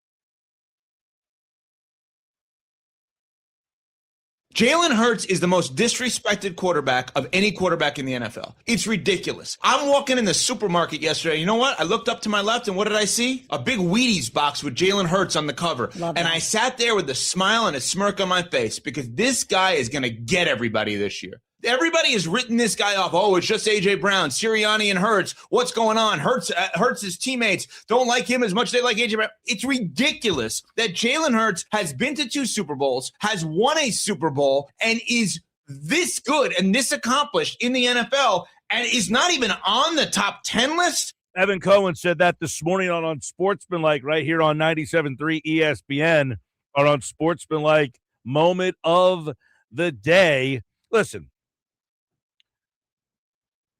I don't have a problem with where he is on these lists. It doesn't mean skedaddle. Somebody put him at 17th. These are executives and yada yadas. And quite frankly, the Eagles' passing game is not very good. He's the quarterback of the team. Now, that's different than wins and losses. This list is based on, are you being game planned for? If I'm playing the Philadelphia Eagles, do I game plan for Jalen Hurts?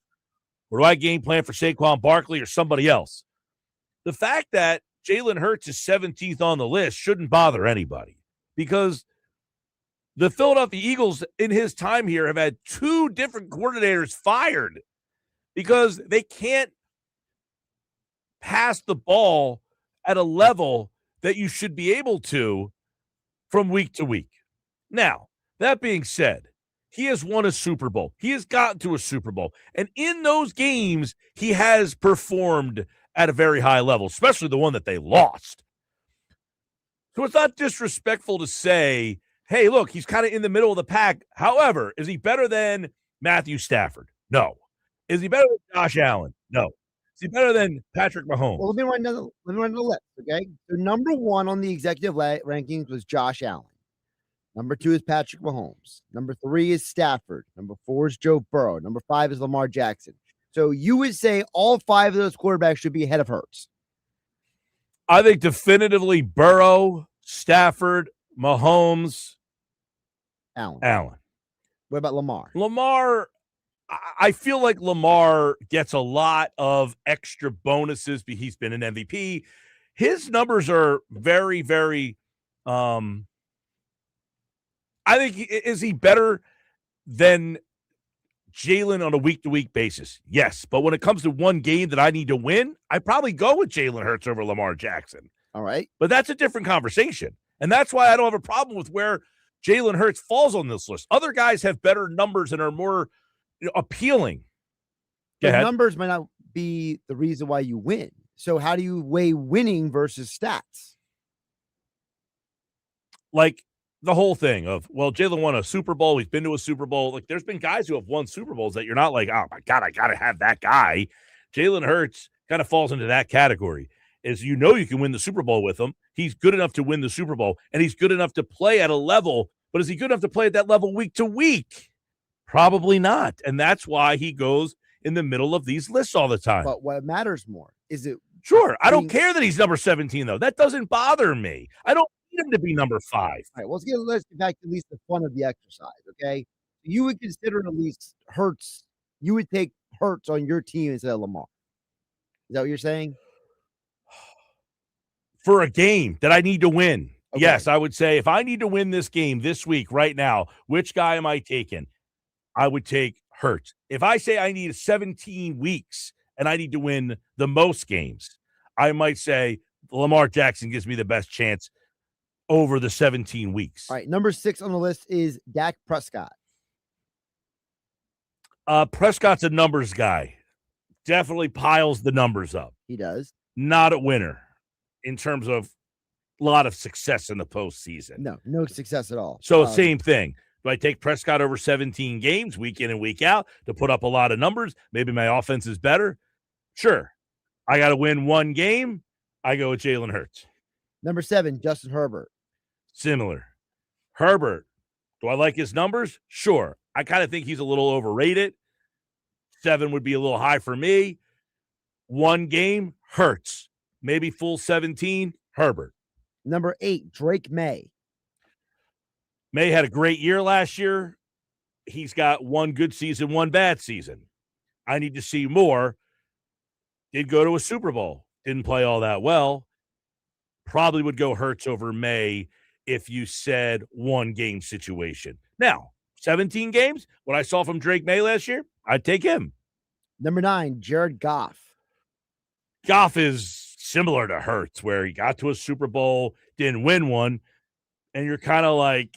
But Goff didn't perform well in that Super Bowl. No, and he wasn't the real reason. Like, he wasn't the reason. Goff, I think, I go with Hurts over Goff. Number 10 is Caleb Williams. Not the biggest Caleb Williams guy in the world. Certainly has a ton of talent. Don't know if I could trust him in the biggest of big games. 17 games, maybe. That one's a tough one. So you would at least say Hurts could maybe be in the top 10 over either Goff or Williams. Yeah.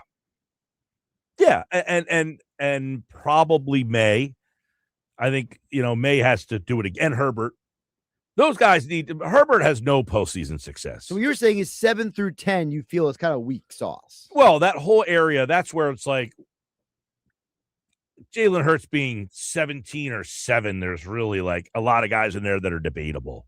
So here's the quote from the Jeremy Fowler article about Jalen Hurts from a anonymous AFC coach. Quote, I know it's been an up and down career for Hurts, but I'm still betting on the Super Bowl credentials, the intangibles, and the toughness. Mm-hmm. So that's kind of where I'm at. Like, again, one game, I have no problem with Hurts being my quarterback for that day. 17 games. Now, you would say, look, the Eagles win regular season games too. Yeah, I'm not debating that. I would say his numbers have not jumped off the page. They win a lot of regular season games on a lot of variety of reasons, not solely because Jalen Hurts is their quarterback. So final verdict. Evan Cohen says he's the most disrespected quarterback in football. So is Jalen Hurts the Rodney Dangerfield of the NFL? In terms of disrespect, sure, because, it seems that everybody looks at him below those others, not even on par with them. Right? He should be on par with the top 10 conversations. Instead, he's kind of others receiving votes down here in the middle of the pack. Why is Jalen Hurts looked at the way that he is? Jeff Mosher joins us for Football at 4. We got some Mosher mailbag questions that we'll toss out there as well. Football at 4 is coming up next on the Sports Bash Live on 97.3 ESPN, the 97.3 ESPN free mobile app, and live video on the 97.3 ESPN YouTube channel.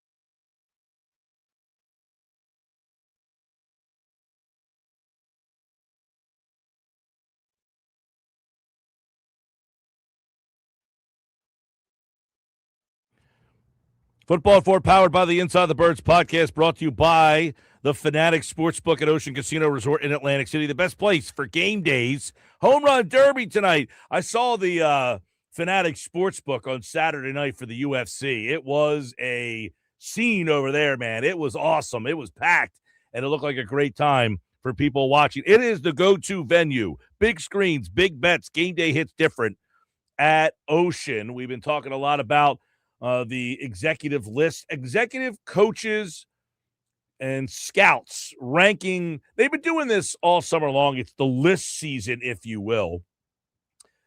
And one of the things that I've tried to stay away from is where Jalen Hurts is ranked in these lists. You know, last year I think he was ranked number 9.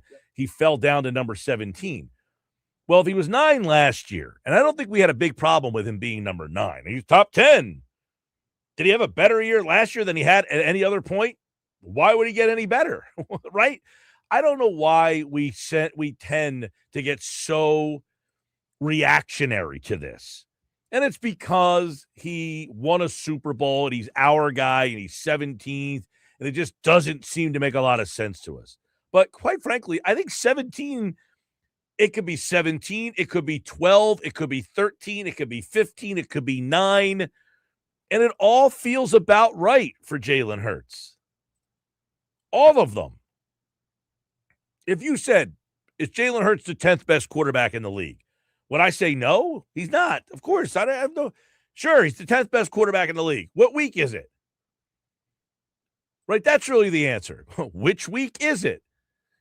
Because in the week last year where Jalen Hurts doesn't complete a pass in the entire second half of the game, he's not top 10. And there's a lot of games where at the end of the day, you're thinking to yourself, he is somewhere. I just don't know where. And I think that's okay. I don't know why we're so up in arms all the time when it comes to Jalen Hurts and where he lands on some of these lists. Geoff Mosher is here for Football at 4 as he joins us now on the Sports Bash Live on 97.3 ESPN. You know, you love list season, Geoff. I tend to just not care at all. But it's the fact that Jalen Hurts is 17 has people up in arms, like executives. This is what people around the league think of him. And to me, I feel like it's about right. Like some weeks he's 17, some he's 5, some he's 11, some he's 6, some he's 20, some he's 25. Like it's now we kind of know that Jalen Hurts kind of is what he is, correct? Mike, I think there's two reasons or two ways to have a discussion. One, yes, the reality is he is what he is, right? He's not viewed nationally. I mean, it can't just be like everybody in Philadelphia who loves Jalen Hurts is right, and then everybody in the world else is wrong, right? I mean, he's clearly in a tier that is below the elite. But then the second thing is, let's have the discussion of this. Do you remember what he was ranked last year in the same poll? He was number 9. Correct. So now he's 17. Mm-hmm. So that would tell you that, like, if you were to, do you think he is any lesser or better of a quarterback this past year after the year before? Or was he basically the same guy to you? I mean, I feel like he was he wasn't better. I'm not talking about results, though. I'm just talking about, like, watching him play football. Was he any different to you, better or worse than any other years, like the year before that? I would say that last year, it was probably a better year than it was in 2024. Okay, so he may have played better, dropped 8 spots. That just shows what you're getting at is outside of the upper crowd, outside of maybe 4 or 5 guys, there is a ton of variance on a week-to-week basis. I agree out with of that. this position. And not just this position, a lot of positions. It just happens to be this one comes under scrutiny. It's like a baseball pitcher. There's your top 2%, like your Zach Wheelers and your Sanchez's, but then you get guys like even Luzardo or, you know, anybody else's number 2 or 3. And sometimes they look like Cy Youngs and sometimes they don't. They look like 4, right? You know, He's the ultimate, like Lamar Jackson's number 5. Okay. If you told me I could have Lamar Jackson for the whole season, I'd say, sure. If you told me I get one guy for one game, I'm taking Hurts over Jackson. Right. And one game? Okay. I mean, I'd still take Lamar Jackson in any scenario that you're offering me. You think Lamar Jackson is that significantly better than Hurts? Is that what you're saying? Yes, I do. I think he is far more consistent of a passer when healthy. He has not obviously been healthy last year, but when he is throwing the football, his arm strength is unbelievable, maybe the best in the league. His ability to throw between the numbers to his tight ends is an area he excels at. I agree with everything you're saying, by the way, except for in the biggest game, he seems to struggle. He has, and that's always going to be the whole conversation. I'm trying to keep it to just like the concept. That's why I'm okay with Hurts being ranked in the middle, because sometimes in week 14, he's just okay. Yeah. But in week 22, that's when he has his best game of the year. Right. I mean, he's also had playoff games where he hasn't been that great. Like the first game, the game against the Packers in the Super Bowl, was not a great game. But then the second half against the Rams wasn't. And very true. Amazing in the NFC Championship in the Super Bowl. So the point I'm trying to make is once you get outside the 5, there is so much of a variance that it's almost silly. And Lamar Jackson, by the way, is 5. Dak Prescott is number 6. Now, Dak is another one of these guys. During the regular season, he puts up the numbers week in and week out. He's throwing for 350 and leading his team to wild 48-47 wins. Right. But in the playoffs, those games seemingly aren't as regular. Yeah. Well, I also the part of the discussion I was going to add is that I know there's a tendency on the other side, right, for people to say, well, these are NFL personnel, coaches, scouts, executives, and they're saying this. Why can't the diehard Eagle fan put some objectivity into it? And that's fair, but also quarterback is a position that this league has not figured out. They haven't figured out how to draft it with great accuracy, right? They haven't figured out how to develop it. I mean, there's a reason why there's only 4 guys out of 32 that we constantly talk about, because these same NFL coaches, executives, scouts who make these rankings are flawed as well and don't always see the bigger picture. And they're very biased toward first-round pedigrees. Clearly on that top 10 list, I think 8 or 9 were first-round picks. Dak's the only one that probably wasn't, right? Mm-hmm. And they're very biased toward measurables. You got to be 6'4", 6'5". So I know I've heard the argument. People say, if you really want to know the truth about Jalen Hurts, just have a draft of quarterbacks in the NFL, and you'll see that Hurts would not be taken in the top 10. And I believe that. Yeah, I don't believe he would be. But that doesn't mean they're right. I agree with that. Like Prescott, to me, I mean, I think that he produces, except for in the main category, which is wins and losses. Right. Why would Sam Darnold? Here's another great one. Why would Sam Darnold, who's had 2 really good years in a row now, who fits the profile of being a first-round pick and having that bias of that and the right size? Well, he was the second pick in the draft or third. Correct, right. So he fits that. A scout, a general would want to, push those guys toward the top. Why is he beneath Caleb Williams? When he's won a Super Bowl ring, he's had 2 really good years. Caleb Williams completed 58% of his passes last year. That was 30. Williams is Williams is another one that I'm kind of iffy on. I'm not the biggest Williams guy in the world, but he certainly, he's got the arm strength. He's got the talent. He just doesn't always put it together. Herbert's another one that I'm a little iffy on. I feel like that he is so overvalued by people sometimes. I would agree with you. I've never really been the biggest Justin Herbert guy, and he is consistently 6, 7, 8. And if you want to take my variance point, he is the poster child. There are games where Justin Herbert looks like he is Josh Allen, Patrick Mahomes, and Matthew Stafford all in one. And there are games where he looks like he is Tony Banks and Ryan Fitzpatrick and Nick Foles all in one. The poster child for volatile quarterbacks. Right. And so I can't figure it out. All right. What do you make of Drake May, number 8?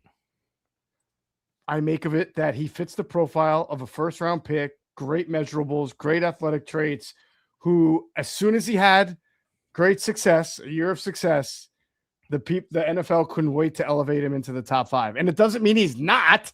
But it means that at this time next year, we could have a discussion about him being ranked 8th or unranked, which again goes to the variance point of everybody outside of that. Mahomes, Allen, Burrow. I put Stafford. I think Stafford's in there with Jackson too, but I will say Stafford doesn't play as well when the environment around him isn't great. But I would say the other quarterbacks like Mahomes and Lamar can overcome those variances better, but only by a little bit. I mean, Stafford's really, really good. All right, number 9 is Jared Goff, and an NFL coordinator says the guy wins. Similar, it sounds like Hurts. Yeah, I mean, fits the profile. Do you like number Goff 1 overall pick? Do you like Goff better than Hurts? I hate to be evasive with this answer, but in most offenses that I'm gonna run, probably, if some of it will depend on my O-line. If I have a bad O-line, mediocre weapons, then I probably want Hurts to bail me out of some bad plays. But if I got a good set of weapons and I play indoors and I have a good O-line, yeah, I'm taking Jared Goff. He shouldn't be a joke. I mean, he's sort of getting into like what Matthew Stafford was before Stafford went and won the chip. Everybody's like, oh, he doesn't win the big one. He's not that good. He's a good quarterback. He's not great. He's not perfect, but he's good. Right. Number 10 was Caleb Williams, and one GM said he's the most dynamic of the group. He got the arm talent, the overall athleticism suited for today's game. And it kind of goes to show you that's what they're looking for is the arm talent, the athleticism. And that's something that I think Hurts has always kind of lacked. Correct. He has an arm that can make any throw the Eagles need at any moment.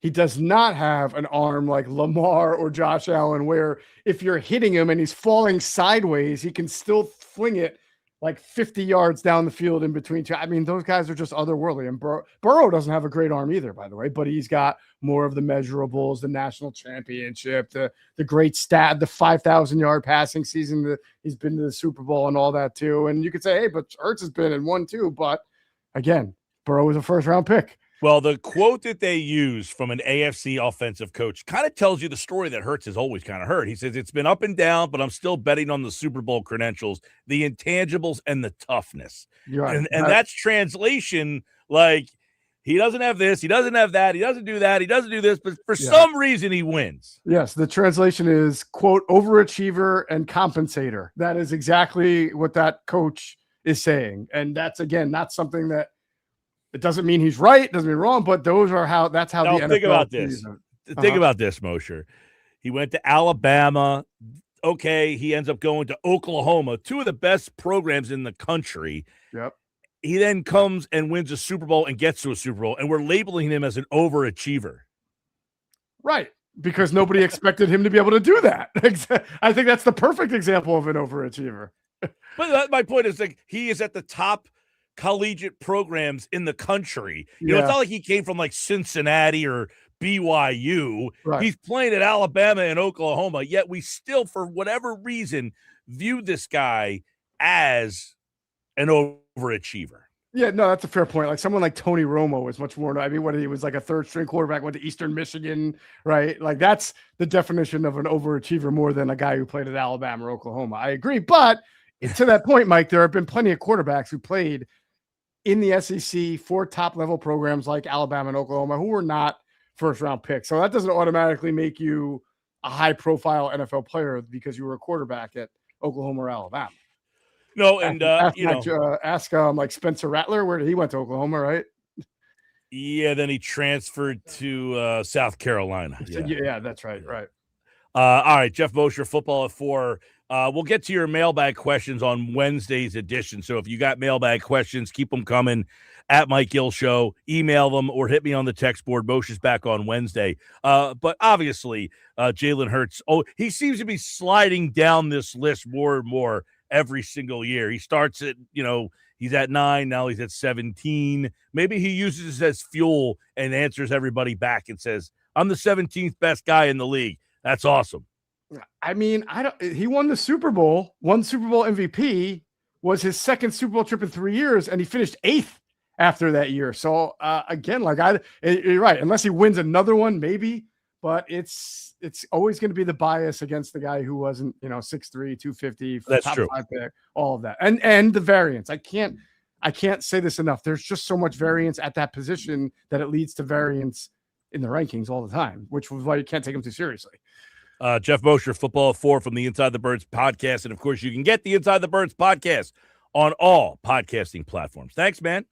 All right, Mike. Take care. See you Wednesday. Mosher's back on Wednesday with more Football at 4 here on the Sports Bash Live on 97.3 ESPN. We got the mailbag for him on Wednesday. I had a lot of questions here, but we'll hold off to them because, a lot of people talking about this. We played it for the Unsportsmanlike Moment of the day. You heard what Evan Cohen had to say, that he's the most disrespected guy. John in Avalon chimes in. He says, I have to agree with Evan Cohen. Jalen Hurts is being disrespected. I see it all the time. I see Lamar Jackson ahead of Jalen Hurts. It's a joke. The guy has done nothing in the playoffs.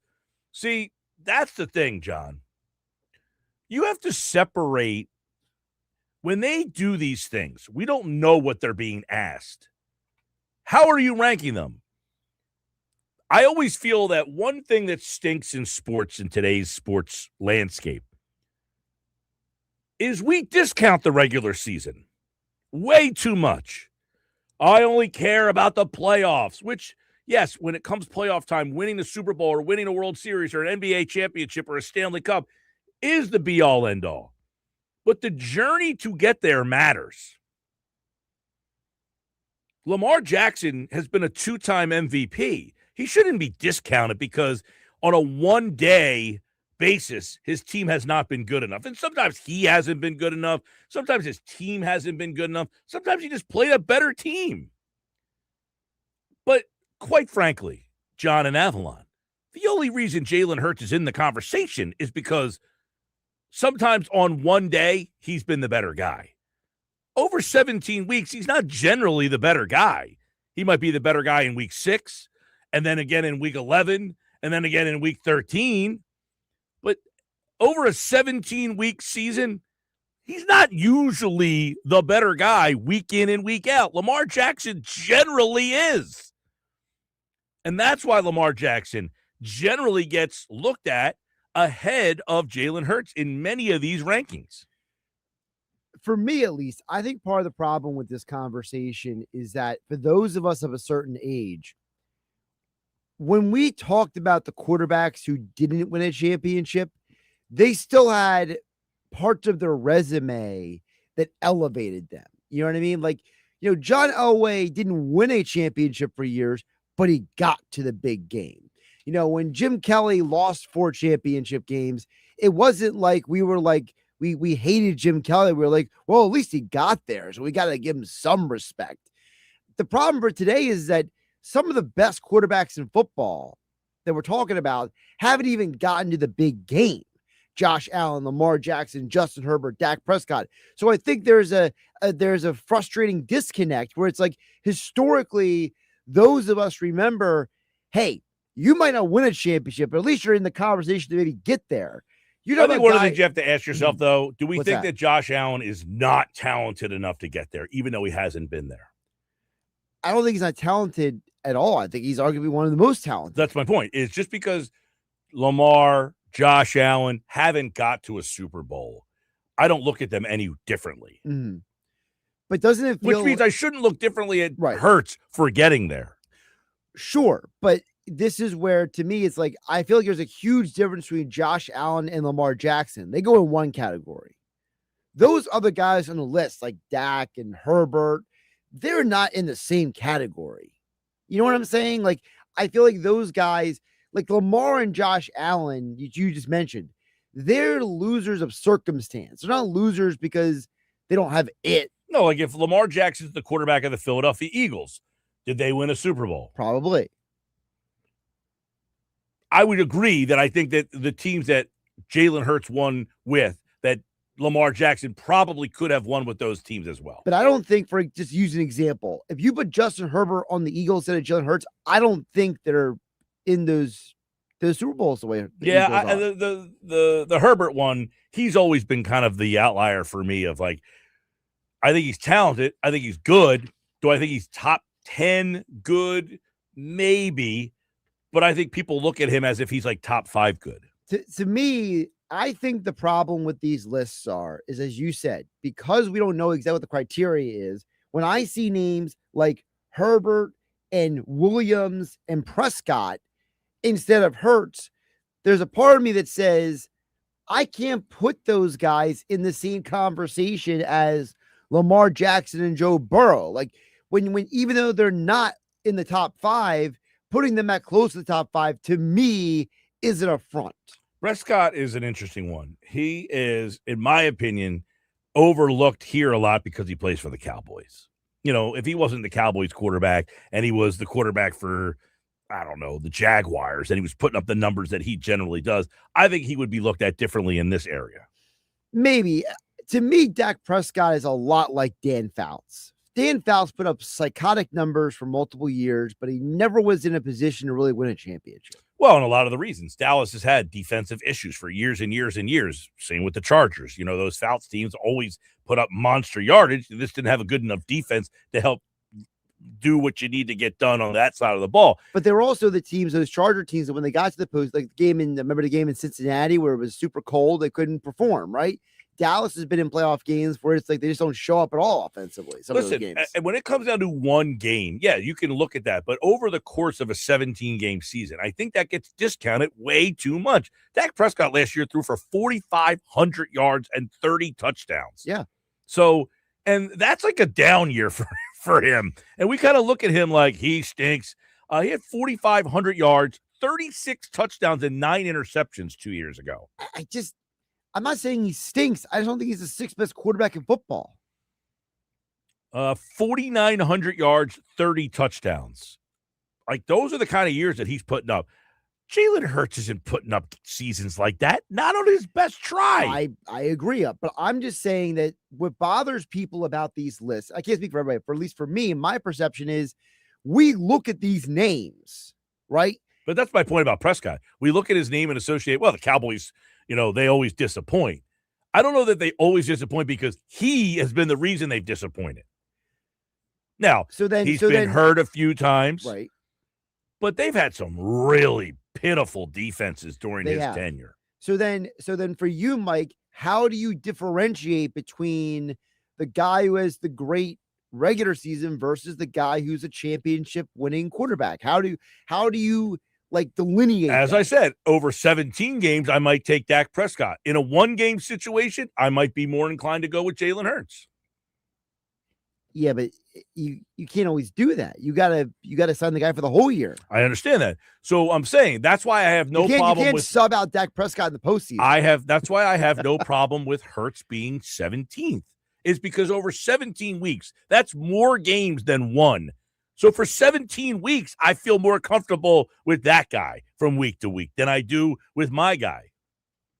So does that make him overall better? I don't know. That's subjective. But my point is, I don't have a problem with Hurts being 17th.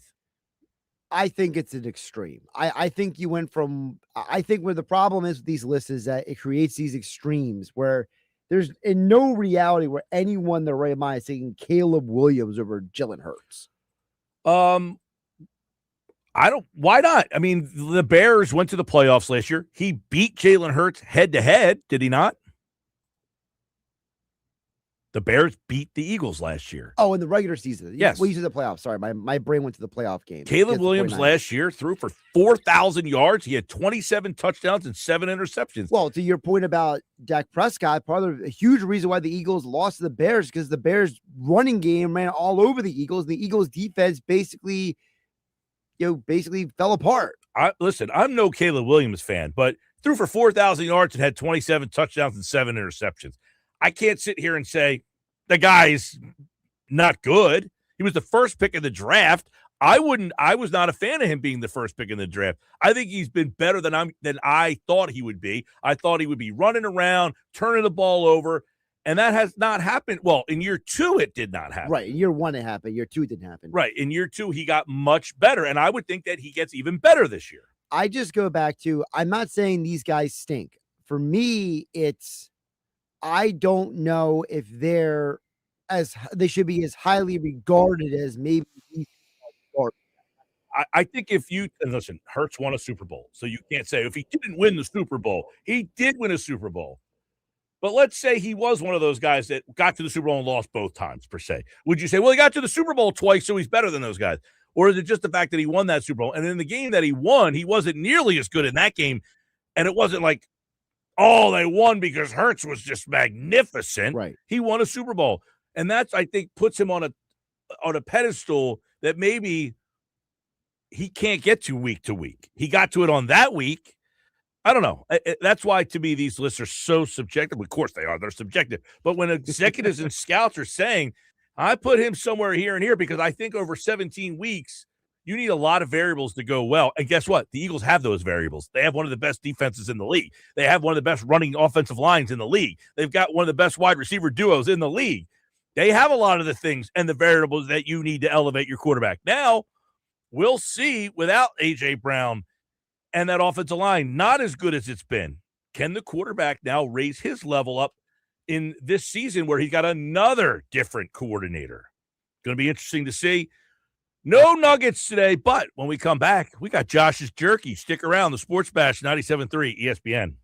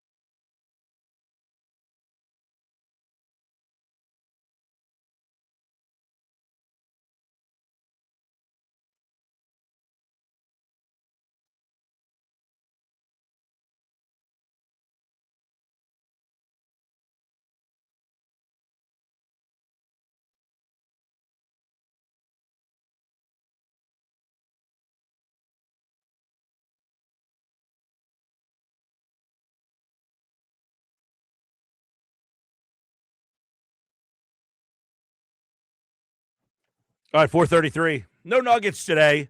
We got the jerky. Josh's jerky's in the house. It's a little healthier than a nugget, unless it's a grilled nugget. What would you prefer, jerky or a grilled nugget? What are you going with? Well, am I going over for a 1 game or a 17 game schedule? 17 gigs. If I ate grilled nuggets every day for 17 weeks, or if I had jerky every day for 17 weeks, who's healthier? Probably the same, actually. Most jerky. Oh, jerky could be a little. Jerky's pretty healthy. Yeah, but jerky. It depends on the kind of jerky. It could be very sodium filled. It could. That is true. I will just say, I know that there's 3 brands out there that do a pretty good job compared to other people. So it just depends on what you get. And also, not every grilled chicken is the same either. There's that. That's true. Did you watch the soccer on Saturday? I did. Yeah, I was out. I was out at the soccer game on. Soccer, Phillies, soccer, UFC. It worked out nice. You had the soccer at 3. Yep. Phillies were at what, 6? Like 6:10 or something like that. And the next game came on at 9. So you got bang, bang, bang. Yes, sir. I didn't leave my house Saturday. Good for you. I stayed in literally the entire day. Didn't leave one time. Loved it.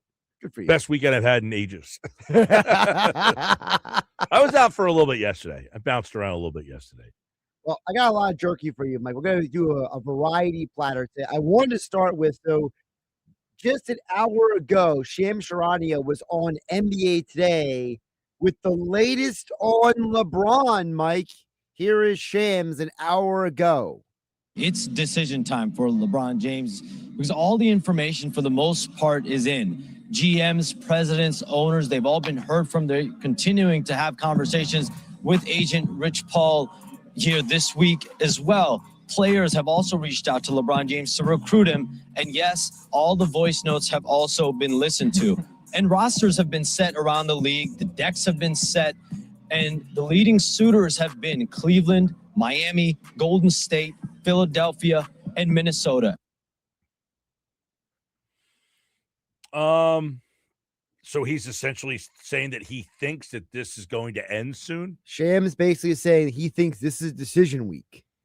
Kind of like what we talked about earlier. There's the speculation out there that LeBron could be announcing it on the Shop Show on Thursday at Fanatic Fest. Don't disagree with that. I mean, I got to imagine if you're LeBron, you do want to get this thing wrapped up and going and moving because not that training camps anytime soon, but you want to start to figure out logistics. Exactly. Get yourself ready to go. Get yourself around the rest of your teammates. You know, the summer league's going on now. I mean, listen, the NBA doesn't start up for a while here. I mean, I know football, we're within 15 days for camp. The first week of the football season will be here. The first week of the NBA training camp is at the end of September. So LeBron doesn't have to get this going, but I would think he wants to, for peace of mind, be like, okay, my next step in my journey is going to be here. Take the rest of the summer off and kind of just start to do some research on where I want to do, how I want to do it. Is my family going to come with me? Are they not going to come with me? Right. If they don't come with me, where am I getting an apartment? Where am I going to live? All that stuff. More from Shams earlier today on NBA Today an hour ago. And what we know definitively is LeBron James has made it clear privately that he wants to go somewhere where he can compete for a championship, somewhere where he feels like he finds that happiness from a team environment and culture that he feels he can uplift. And the big thing here is this is not going to be a financially driven decision. So that gives LeBron James the ability to hear from teams that have the minimum, have other exceptions, have salary cap space as well, and also be allowed to take his time through this decision. So it goes back to Cleveland, Golden State, Miami, Philadelphia, and Minnesota, he said. Well, according to the Kalshi odds, Cleveland's 46%, Golden State's 24%, Miami is 18%, Philadelphia is 9%, Minnesota is 5%. So can I ask you a question? Because I'm genuinely asking this. You might, whether you know the answer or not, we can always look into it. How much are the Kalshi ads impacted by trading? For example, if there's a lot of sports bets that come in on one team during the week, during football season, the line moves. do the Kalshi odds move depending on like trading activity? Yeah, essentially, if you go to Kalshi right now, okay, and you want to bet on it, like it will ask you, like right now, Kyle Schwarber for home run derby, he right now is 22%. Junior Caminero is 21%. So if you put money, based on the money that goes to a guy, it's like betting. You put money one's way, No, I the know odds that will part. go up. But the reason I'm asking is because like I'm just trying to like wrap my head around like are these Kalshi odds like analytics driven or are they like wager driven? Well, I think a lot of it is information driven with money. Okay. So like you get information. This is why a lot of these people in the world are upset, is because there's been a lot of circumvention of these odds based on information. I don't want to get too political in this situation here, but there's been some griping over people are making a lot of money on certain wording of things. Yes.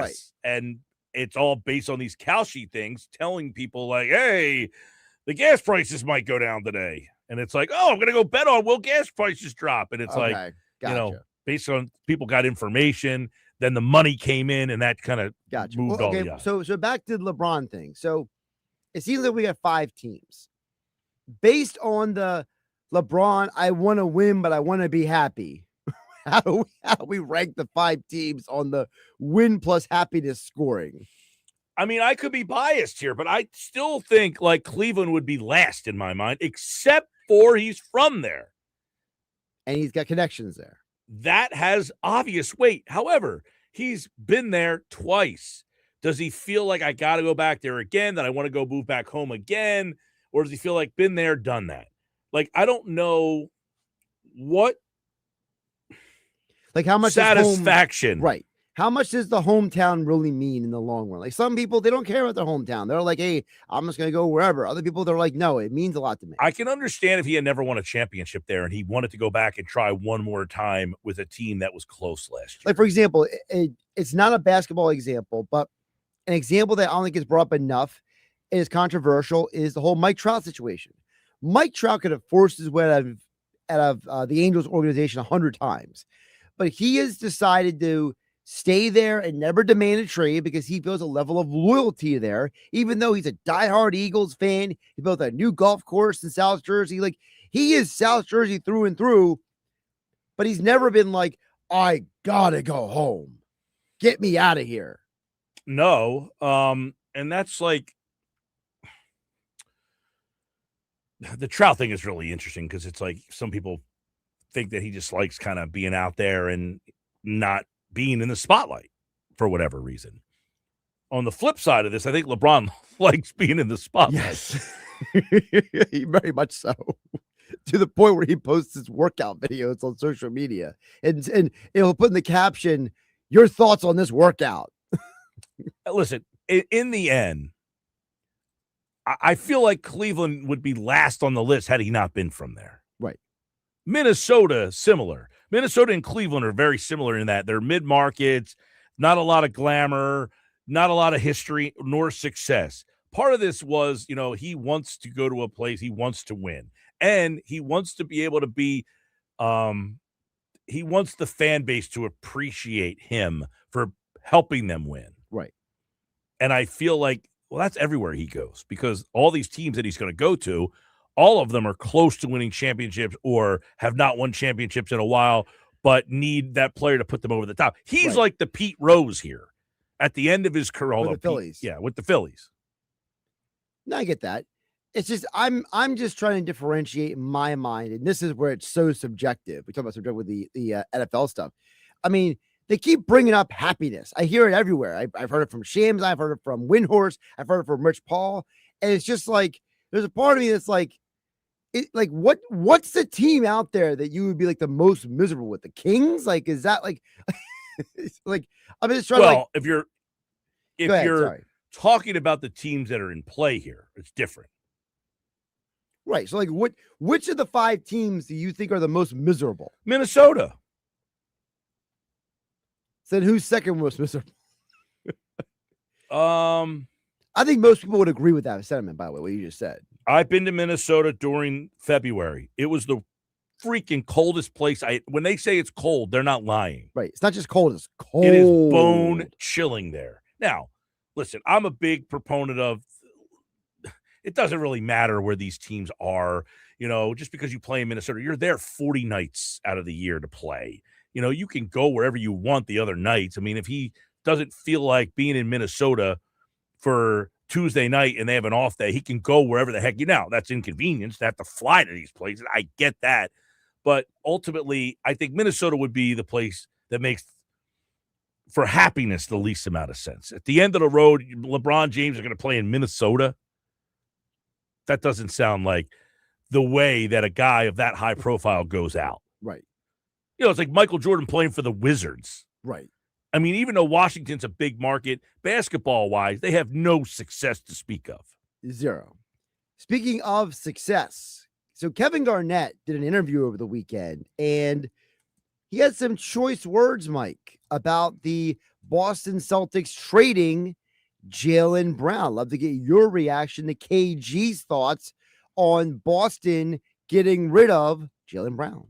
It's like Minnesota kicking themselves over the cat trade. I think Boston going to look back on this.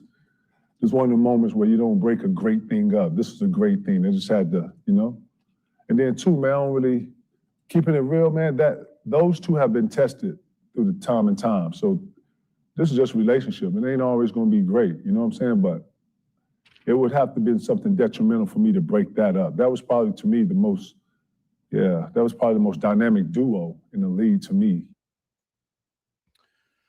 I agree with him that if you were Boston, you had to think that this thing was not sustainable, like really not sustainable.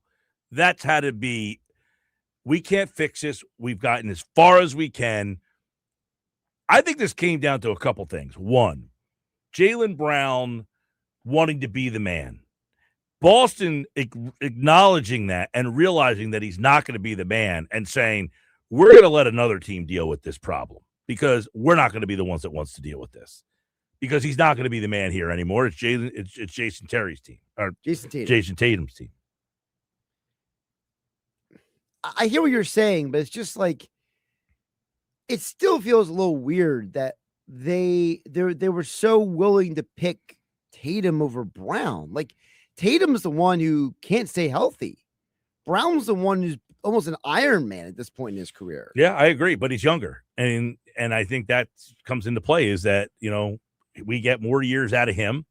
And seemingly they think that Tatum can step into the role that Brown was in last year and that they beef up the guys around him. They get Paul George. He's better than some of the things they had last year around Brown, and that Tatum steps into the Brown role, and now you have a wingman, a joker, if you will, a Robin, if you will, I should say, a Batman Robin. I was trying to figure out where you're going with that. to Tatum. Joker's the villain in that story, but maybe Paul George can be the. And Paul George showed you in Philadelphia, by the way, that he's willing to be a sidekick. He doesn't need to be the main attraction. So maybe that was part of the appeal for Boston, right?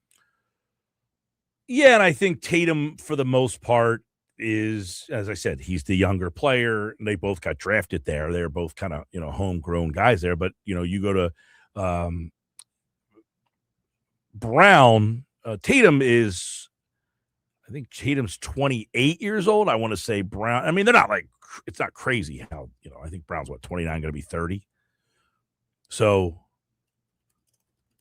not a big difference there, but I think Boston has always looked at it as Jason Tatum's team. Yeah. Jaylen Brown's 29 to be 30 this year. So not a big difference, but he's still younger by a year or two. And I definitely think that Boston views Tatum it's as his Tatum's team. 28, so it's a 2-year difference. Yeah. So, all right. We mentioned about, by the way, fights Saturday night. And by the way, there's nothing better than controversy when it comes to anything. What's the old saying? All publicity is good publicity. Dana White, after Conor McGregor blew out his knee, which apparently he's getting surgery, I think today or tomorrow, blew out his knee to end the fight on Saturday night. This is what Dana White said afterwards. listen, everybody who knows anything about the fight business, and it's been a big topic of discussion leading up to this fight, 5 years off in this sport is rough. And like you said, great card, unbelievable. I mean, the Patty Pimblett thing right before, you just feel it all in the air. Here we go. I mean, I was expecting at least a one-round war, or, who knew what Conor was capable of as far as cardio or whatever else after a 5-year layoff. And there you go. And Mike, one of my big takeaways that this was actually a really good card. Patty Pimblett had this big breakout fight. You had a guy like a former champion, Brandon Royval, who came back and dominated. You had a passing of a torch from Cody Sandhagen to Batista. Like, there were moments in the night, and then Conor comes out and ruins it for everybody. Yeah, I hated this whole situation. I'm not the biggest Conor McGregor guy. The fact that all the money was going to McGregor, it just shows how marketing. Insane. Well, it just goes to show what marketing does. You market the thing the right way, and you can manipulate people to think any way you want. It's a sad reality of the country that we live in right now. Just market to a certain group, and you can say, if I say it, it's for real. And Conor McGregor is a headliner. I blame the UFC for this, for putting this guy at the top of the card. He had no business being at the top of the card. The guy's cooked.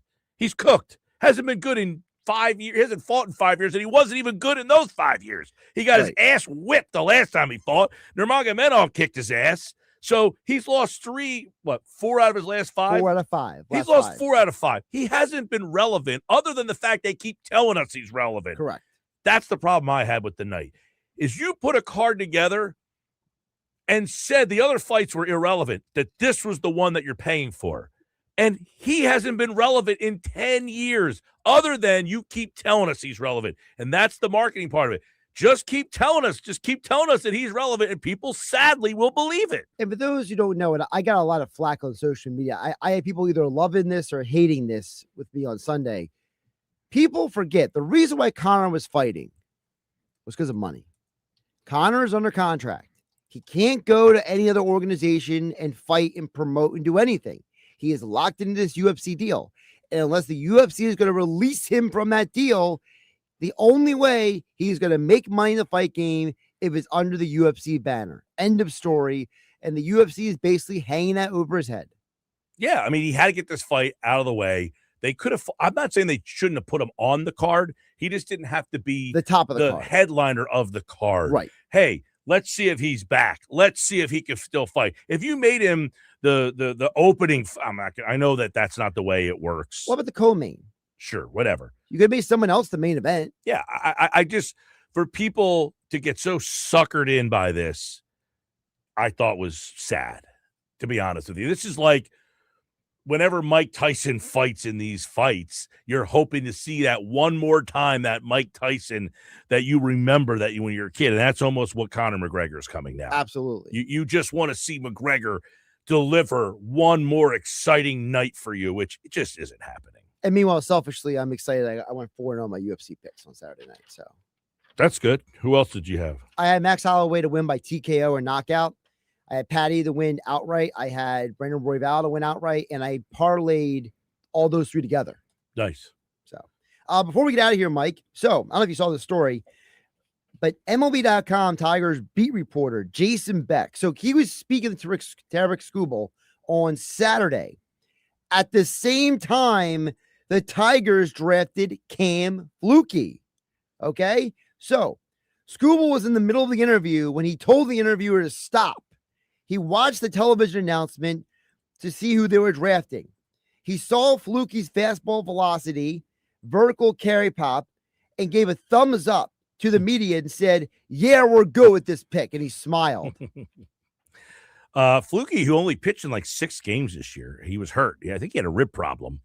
And congratulations to him. You know, Flukie pitched against my team one time. He was like 13 years old, and I had heard so much about him. He had at 13 years old, I think he had a little bit of arm problems, and he threw against us in a game in Ventnor. This is however many years ago. I don't know. How old is he now? I think he's like 23 now. So that was 10 years ago. Yeah. That he pitched against us. So I've been hearing about him for a while, and then to hear his name called was pretty cool. So congratulations to him. But how about that to Rick Skubal? Yeah, no, I'm saying up. congratulations to him, and maybe we see him paired up with Skubal at some point at the top of the rotation, because Skubal is saying he doesn't want to leave. Right, he doesn't want to get traded. He doesn't want to get traded. Mm. Congratulations to all the locals who did get drafted from our area. A bunch of local products were drafted this weekend in the Major League Baseball draft. All right, coming up, Austin Krell. What do the Sixers have with their first-round pick? That's next. That was Josh's Jerky.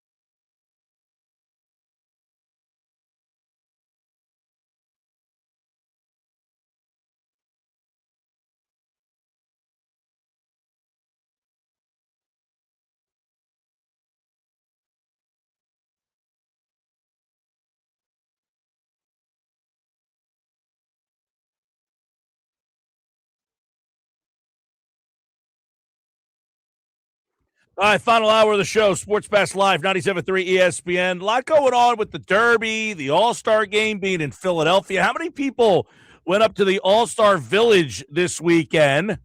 I know Nuggets was there yesterday, or actually on Saturday. He'll tell us more about that on tomorrow's show. Also, World Cup fever for the people still paying attention and watching. That comes back, tomorrow I think they play. Tomorrow and Wednesday are the two games. And then, of course, the championship is on Sunday. And then, if you're like me, you're watching the NBA Summer League. Yep, I'm the one. I'm still doing it. Sixers tomorrow night. All that's happening. LeBron trying to make his decision. We're going to get into all that and more on the Sixers right now. Get involved on the White Horse RV text board, 609-403-0973. Before the Jaylen Brown trade, you were probably a 3. What is your level of anticipation for this season now? Austin Krell's here from On SI, Sports Illustrated, covers the Sixers. He joins us to talk a little Sixers in the middle of the summer. What's up, buddy? How are you? Summer that never ends, apparently. They just keep making moves. This is what happens when you have some relevancy, right? Before the Jaylen Brown trade, we would be looking at a season with very little anticipation, correct? I think you would reasonably say, yeah, that you're not thinking there's going to be a whole lot else to be excited about. I think right. I mean, I would say this, though. I would ask you this question. You probably can have better recall than I would. I think the last time people might have been this excited about a season at this stage was when they traded for Bynum. I would argue it might have been 1920 when they signed Al Horford and they brought back Tobias, and everyone was like, you guys are going to be big and gritty and bullies. And that team fell flat in its face. They did fall flat. You think, though, there was more anticipation for the Horford team than that Bynum trade? I mean, the Bynum trade was like, they're going to win a title with this guy.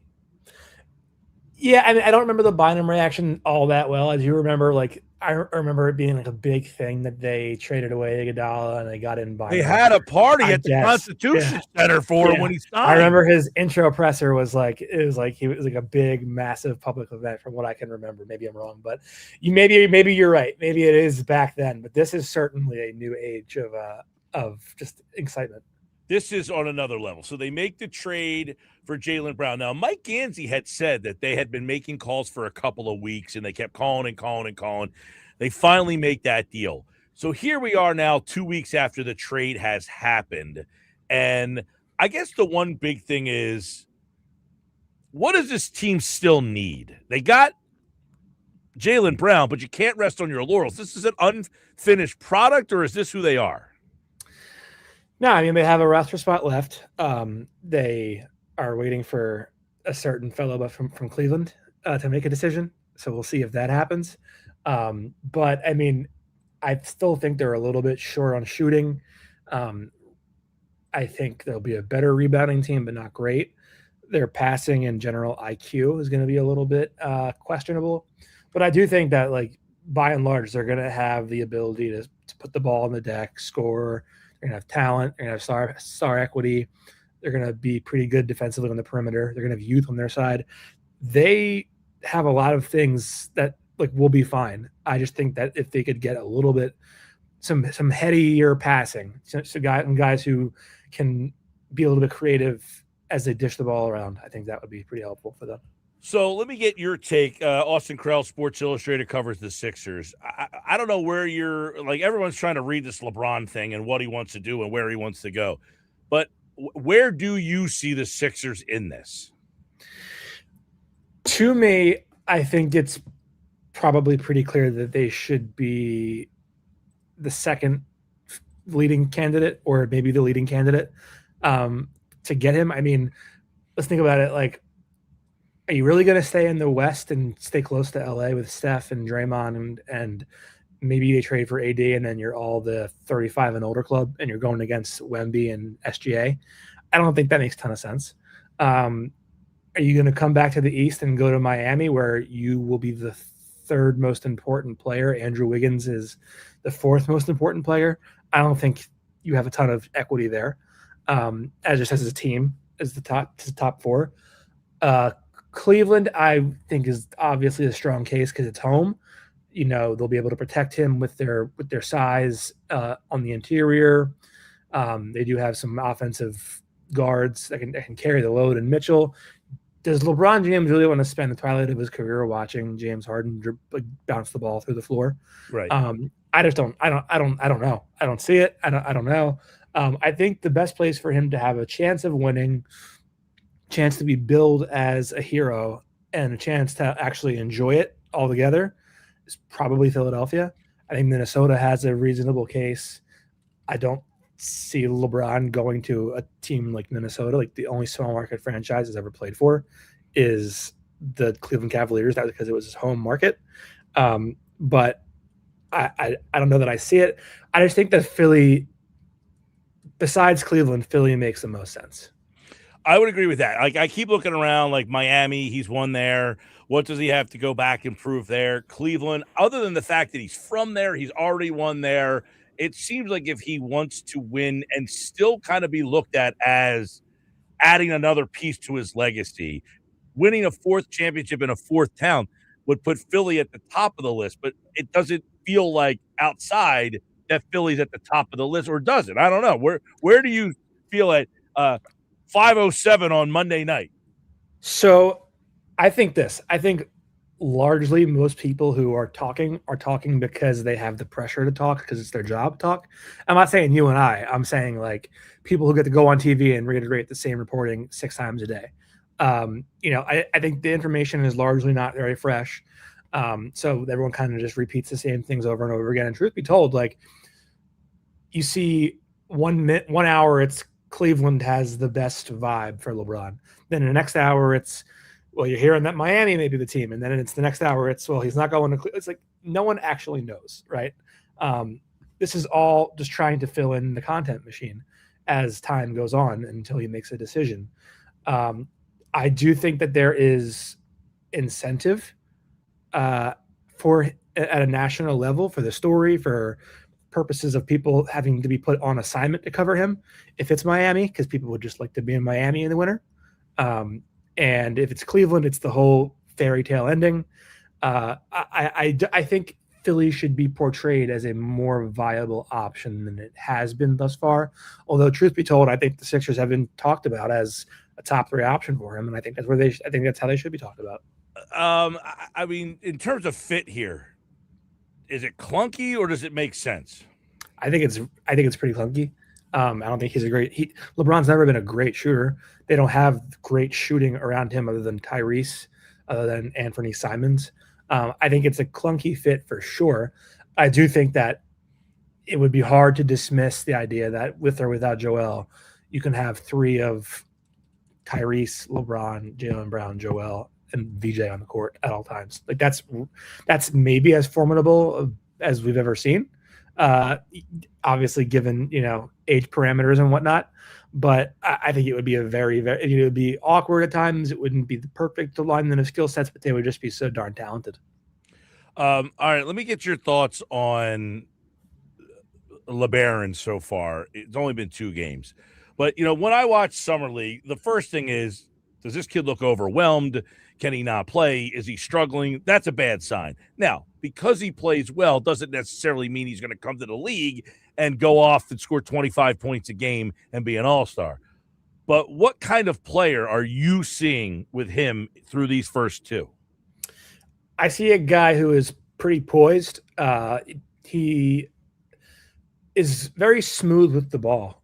Somebody who, the contrast that he is with Tyrese Maxey is Tyrese is just a speedster, and it's taken him a while to learn how to slow down and use pace and changing pace to his advantage. LeBaron comes in there and he's like right away probing a little bit and kind of teasing the interior of the paint, try to move his way into the lane, gets to a lefty floater. He has this very silky pull-up jumper in the mid-range. I see a guy who's a really comfortable scorer out there, a guy who at times is showing that, like, hey, I am not a slouch on defense. I can compete. I think it's just a matter of he's drafted into a situation where he's just not going to have much of an opportunity to start unless someone gets hurt. But I think there is a talent in there that can be the herky-jerky athlete that can break down individual defenders off the bounce and get into the paint. But one of the things that's going to be really helpful for him in year one, and I'm pretty curious about, is the fact that teams aren't going to show him tremendous respect because he's a rookie. They're going to put one guy on him. And so as a result, he'll be able to play a lot of one-on-one. That'll inflate the way that he's viewed. When he has great games, people will be like, well, this kid's a sensation, yada, yada, yada. And the byproduct of that is going to be like, well, do you need Tyrese Maxey to build around LeBaron Philon? Well, now the truth is that LeBaron Philon is seeing a lot of one-on-one coverage, whereas Tyrese is seeing two guys to the ball every time he has the ball in his hands. So I do think you're going to see like moments where LeBaron's awesome, and moments where you're like, you have to kind of reassess, like, is he good because he's actually this good, or because he's just very good one-on-one and defenses are showing him that? So far it looks like there's one thing that's evident. This guy can handle. I mean, he's got a handle that is pretty high level.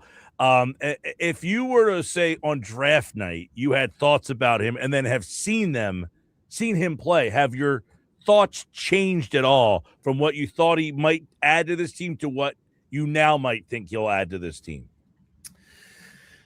I'd probably say a little bit. I think he is probably a little bit more of a two guard than a one, just from what I see so far.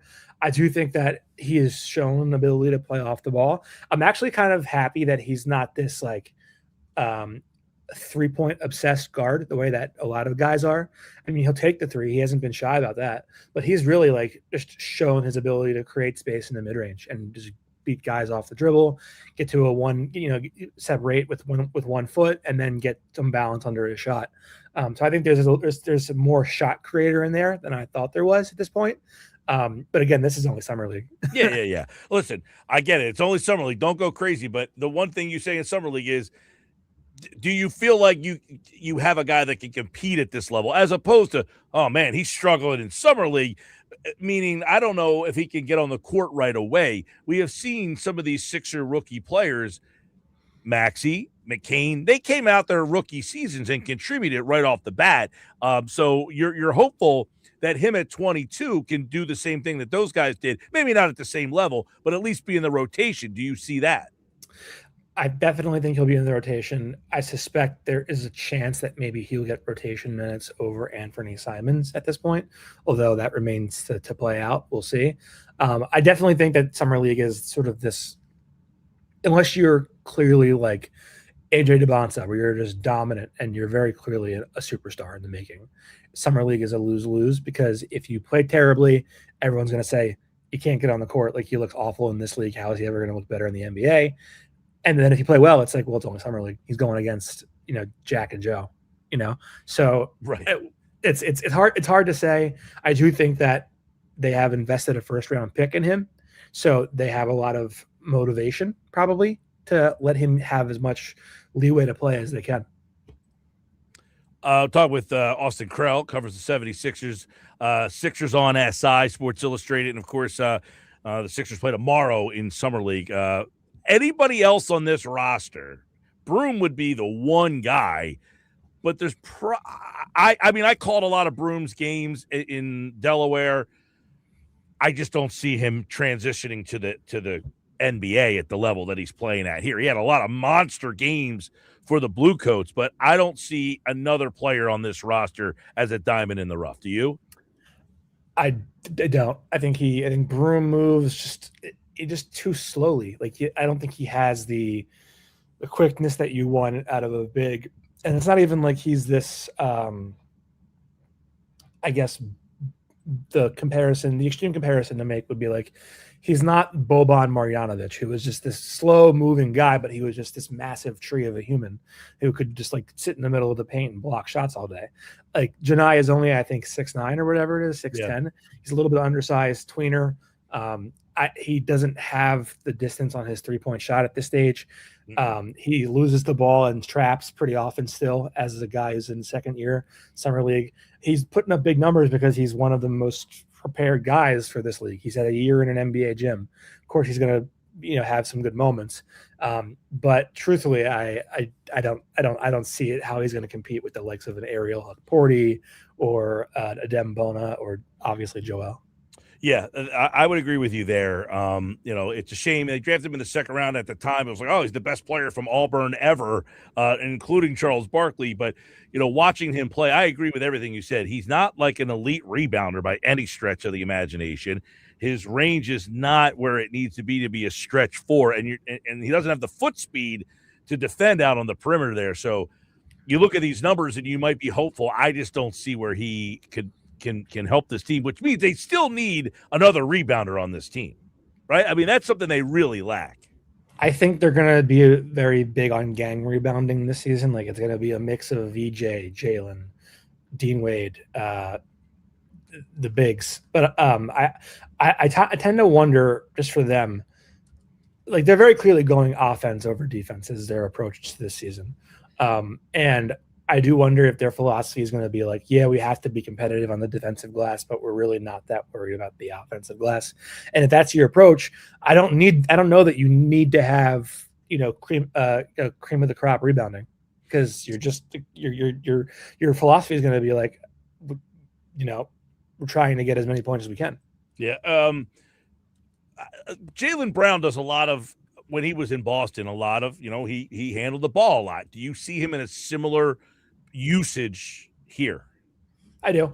I think he is probably going to be used as a ball handler, if not to like be a lead playmaker, just to be someone who can apply rim pressure and really open the floor up when defenses are like, oh my gosh, there's this 6'7" guy coming down the lane at us. We need to rotate and quickly.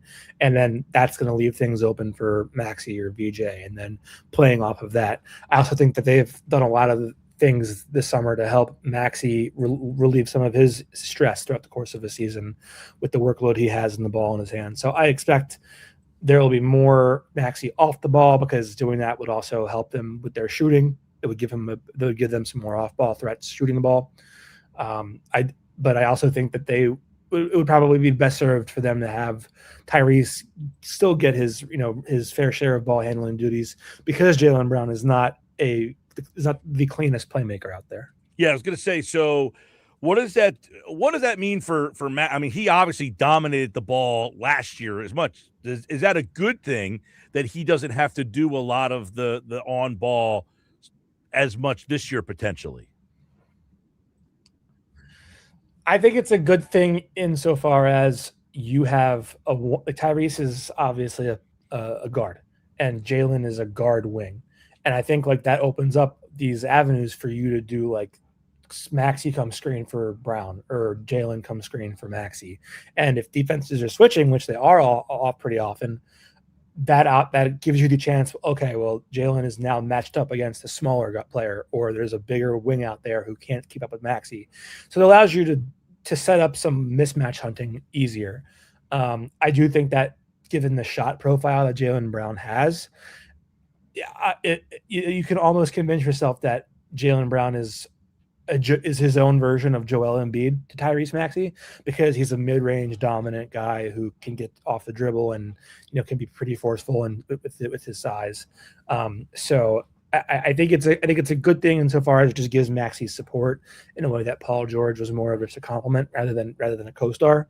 Yeah. But I do think there will be some wrinkles to iron out for sure, because Jaylen Brown simply is not as adept at three-point shooter as Tyrese or as Paul George was. The whole Joel Embiid, we haven't heard much from him. We haven't seen him. We haven't anything. Do you think there's a shoe to drop in the Joel, or is he here?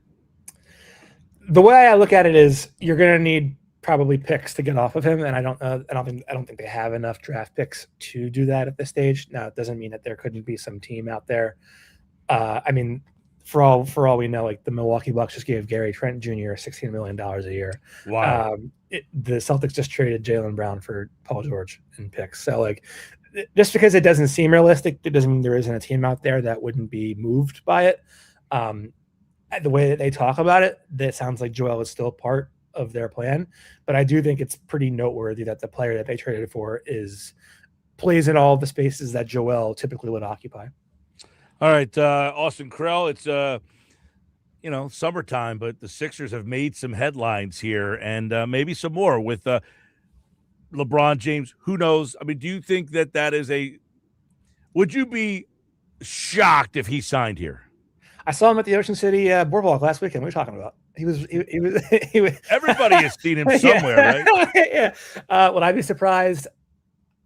I would bet against it, just because it just seems unlikely. But I also think that the more that I talk to people about it, the more it's like the Sixers have as good of an argument as anybody does. All right, well, we keep an eye on that. As you said, people keep changing by the moment, as do the Kalshi odds. It goes up and down. Cleveland is still the leader. Miami is number 2. Golden State is number 3. And Philadelphia sits at number 4. Austin Krell at NBA Krell, yes? Is there any chance that a non-Philly wins the home run derby tonight? Oh, sure. Absolutely. Kevin is a stud. I wouldn't be shocked at all. Philly would be the ultimate spot where the place gets so over, like, too much passion and excitement, and then you get wah-wah, right? Well, as long as Bryce Harper's not on FanDuel, I think they'll be all right. Oh, that's a low blow. That's a low blow. All right, man. See ya. All right, Mike. See ya. All right, Austin Krell, Sports Illustrated on SI. Sixers on SI. By the way, Harper did comment on that whole situation. What is the latest on that?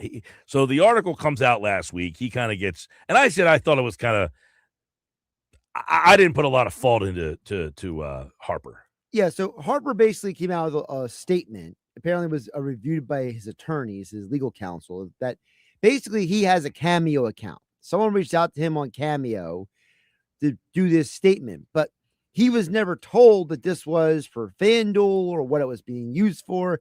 He just thought he was doing some random message for this guy. And now, at least based on the statement, he's basically coming out and making it public to say, look, the reason why I didn't answer the Inquirer's inquiries was because I had to get my legal counsel involved, and we're putting it out there that we had nothing to do with what they say we're going to do. And he kind of made it sound like there might be some legal action going on here. Yeah, and the way I looked at it was I thought that basically somebody picked him, sent him the script. He didn't know what it was, and Correct. He just read it. Yeah, he just basically read it. Yeah. And he says that basically what the watermark and everything that happened on the video that we have seen online, that was done after he recorded it. Mm-hmm. So apparently this FanDuel representative took the video, put the FanDuel water stamp on it, and then sent it to this guy. Right. So in the end, I mean, he looks bad originally, but I didn't really think there was too much here. And listen, one of the things you, me, and Nick talked about last week was that a lot of people are on Cameo. There's a lot of people on Cameo. So, Harper basically made it sound like in his statement that he does this a lot, that he has a lot of people who reach out to him, like, hey, here's however much money it is. Can you send a message to this person? Right. It might be, hey, it costs $150 to get him to read a message for you. Right. And I'm sure he probably does it for like, hey, Joe, congratulations for graduating high school. Good luck in college. Those kind of messages. All right, Sports Bash Live, 97.3 ESPN, the 97.3 ESPN free mobile app. If you're watching the show on YouTube, hit the like and subscribe button on the 97.3 ESPN YouTube channel. No Phillies tonight, but you can always watch the Phillies over at Ventnor Social, the place to catch every Phillies game on 20 big screen TVs. No Phillies fastball today. It's the All-Star break for Phillies fastball as well. But the Derby tonight, listen on 97.3 ESPN. And don't forget, come out and see the Sports Bash tomorrow at Yuri's in Wildwood for the All-Star Game celebration. We'll be there from 2 to 6 getting ready for the All-Star Game. They got all sorts of crazy stuff happening. So come on out and see the Sports Bash live tomorrow at Yuri's in Wildwood.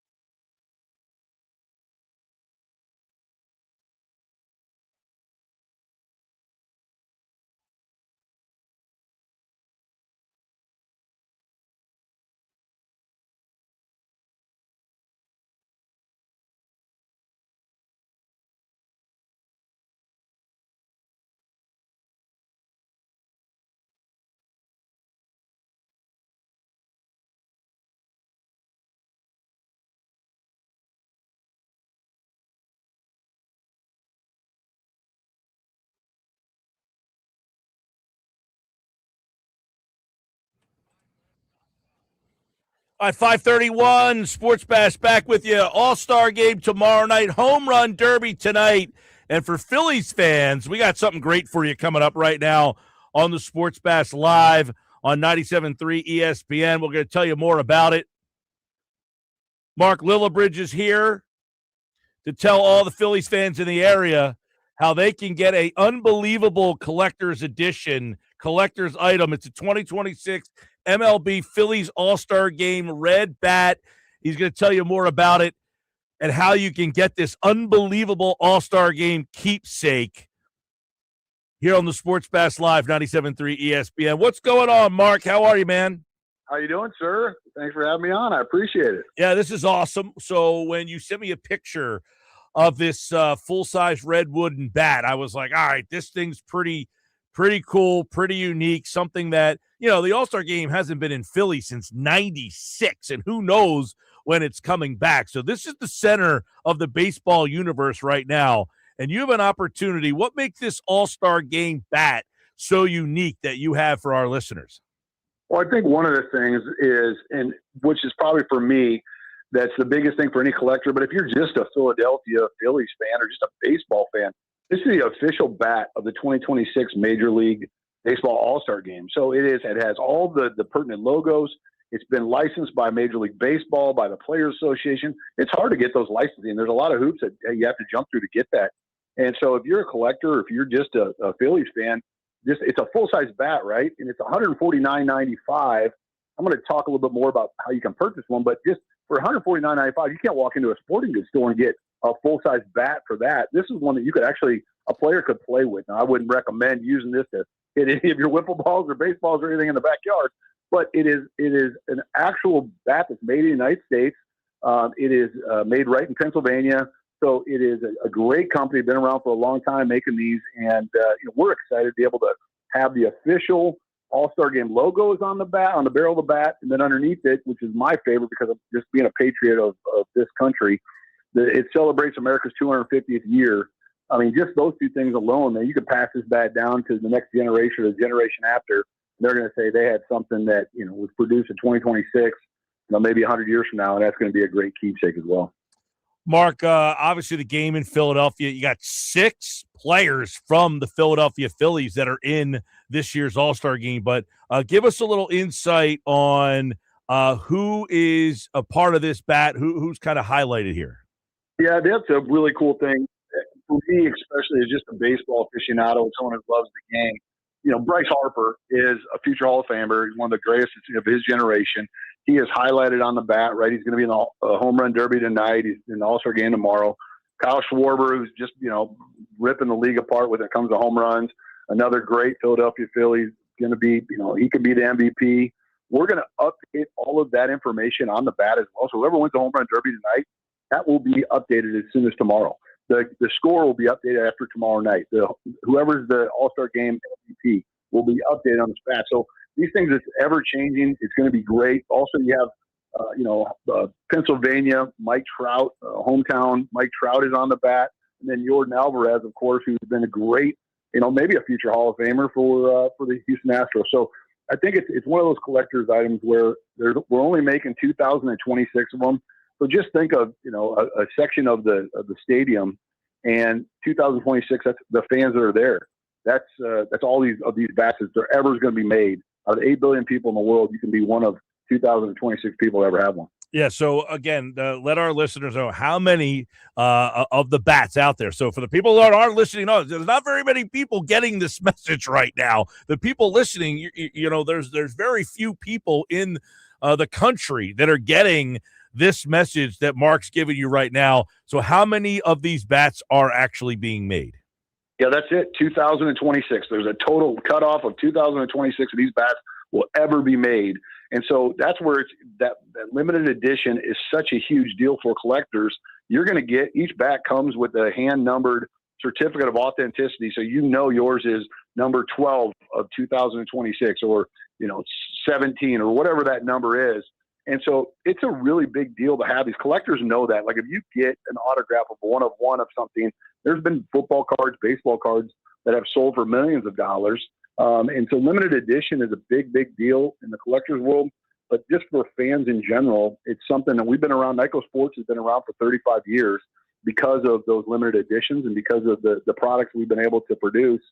You know, again, and these are made right here in the United States, so it's not only celebrating 250 years of where the country was founded for an All-Star game, but you have all those authenticities with it, all those certificates that will show that, hey, man, this bat is what I want. Not only, even if you're not a Phillies fan, if you're just a collector, it's just going to be a great epic bat. So as Mark mentioned, Mike Trout, Kyle Schwarber, Bryce Harper, those are some of the key guys that will be here. Of course, Trout is leading off from Millville. He will bat leadoff for the American League tomorrow. Kyle Schwarber hitting leadoff for the National League. Harper will appear in the game as well. You mentioned, give us some insight on where the listeners can get this bat, how they can get this, when they would get it, and the cost. Yeah, so that's a great point. So again, made here, so it's $149.95 to get a bat. And again, made in Pennsylvania. The turnaround time, because we're going to update it this week, we'll put it into production. Typically takes 4 to 6 to 8 weeks, right in that period of time. So end of August, early September, you're going to have this piece of history, in your hands. And so it's going to be something that we're super excited about. Exactly what you said, 2026 of these bats are ever made. We've already sold a ton of them because we have a really good, the fan base in Philly, some of the best fans in the world. And we sold a ton of Super Bowl footballs when the Eagles won it. And so, we heck all the way back to when Villanova won the basketball, the NCAA championship. So we have a great database. So these fans have been already eating them up. So there's not very many left. So if you're thinking about getting one of these for a gift, somebody for, Christmas, or start planning ahead, this would be something I would highly recommend and jumping on. And you can buy one right now at 800-345-2868. Again, that phone number is 800-345-2868. You're talking to someone in America taking care of you, take your order, help you through the whole process, and make sure you get it you want. Make sure that you can get more than one bat if you want to. You got a couple grandkids or some people that you want to buy them for at the office. Get your order in now. No, Mark, you bring up the point about the footballs. For people who have listened in the past, we had those footballs for the Eagles Super Bowl run. So anybody who's listening who got one of those footballs, and those of you who are watching on the YouTube channel, you have a picture of what the bat looks like. So if you want to go over to the YouTube channel, 97.3 ESPN, we do have a picture of that bat up on the screen there. It's really cool. I mean, as you said, the All-Star game coming to Philadelphia, who knows when it's going to come back? And this is kind of highlighting the stadium history and Citizens Bank Park as well. Yeah, it's cool having a day game, having the picture of it behind the players featured and behind the logos. And again, as someone who is just a collector, having the rare pieces of history, we don't know, if these guys will ever be featured on a bat again. We don't know. They're just maybe, who knows if they retire, what happens to them, injuries happen. So to be able to have these guys highlighted on a bat and to be able to say that you have one of them and it's a piece of history. I'm a huge collector. I have a lot of pieces of memorabilia. It's actually how I came to get this job was collecting from Nyco. And so I think it's one of those things where if you appreciate what Bryce Harper is as a player, or Schwarber, or Trout, or Alvarez, you just understand it. But even if just having the 250th year logo on it, the All-Star Game logo with the Liberty Bell, it's just a cool piece, man. I think it's just what people walk into your office or man cave or wherever else, and they're like, "Oh, that's sweet, man. Let me check that out." I think it's always cool to display that kind of stuff. Mark Lillibridge, by the way, as you mentioned, one of the reasons why it will get here in the fall is after the game is over, the bat will be hand numbered. It will also have the score and the All-Star Game MVP and the home run derby winner. That will all be a part of this as well. So it really makes it as you said, 2026. That is all the bats, and it will have the MLB America 250 logo on there as well. Give the people listening one more time where they can get this and how they can get it. Yeah, I appreciate that. Again, Nyco Sports, it's NIKCO Sports.com. So NIKCO Sports.com.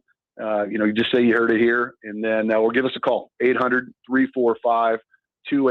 We got representatives, standing by, waiting to take your call, and again, help you through the whole purchase process. And that's the one thing I will say I'm really proud about working at Nyco Sports is that we're going to be there for you to kind of help you. You're not just getting somebody overseas taking this call and just losing it. They're going to be able to track you and help you through the whole purchasing process, and we'll be there from the purchase till the delivery, and that's a big deal nowadays. Yeah, by the way, it's a full-size 34-inch bat. This isn't like one of those little mini wooden bats that you're getting at a game. This is a full-size 34-inch red wooden bat, which is fully licensed by MLB and the Players Association. So All-Star Game, Home Run Derby, and you can get a piece of it.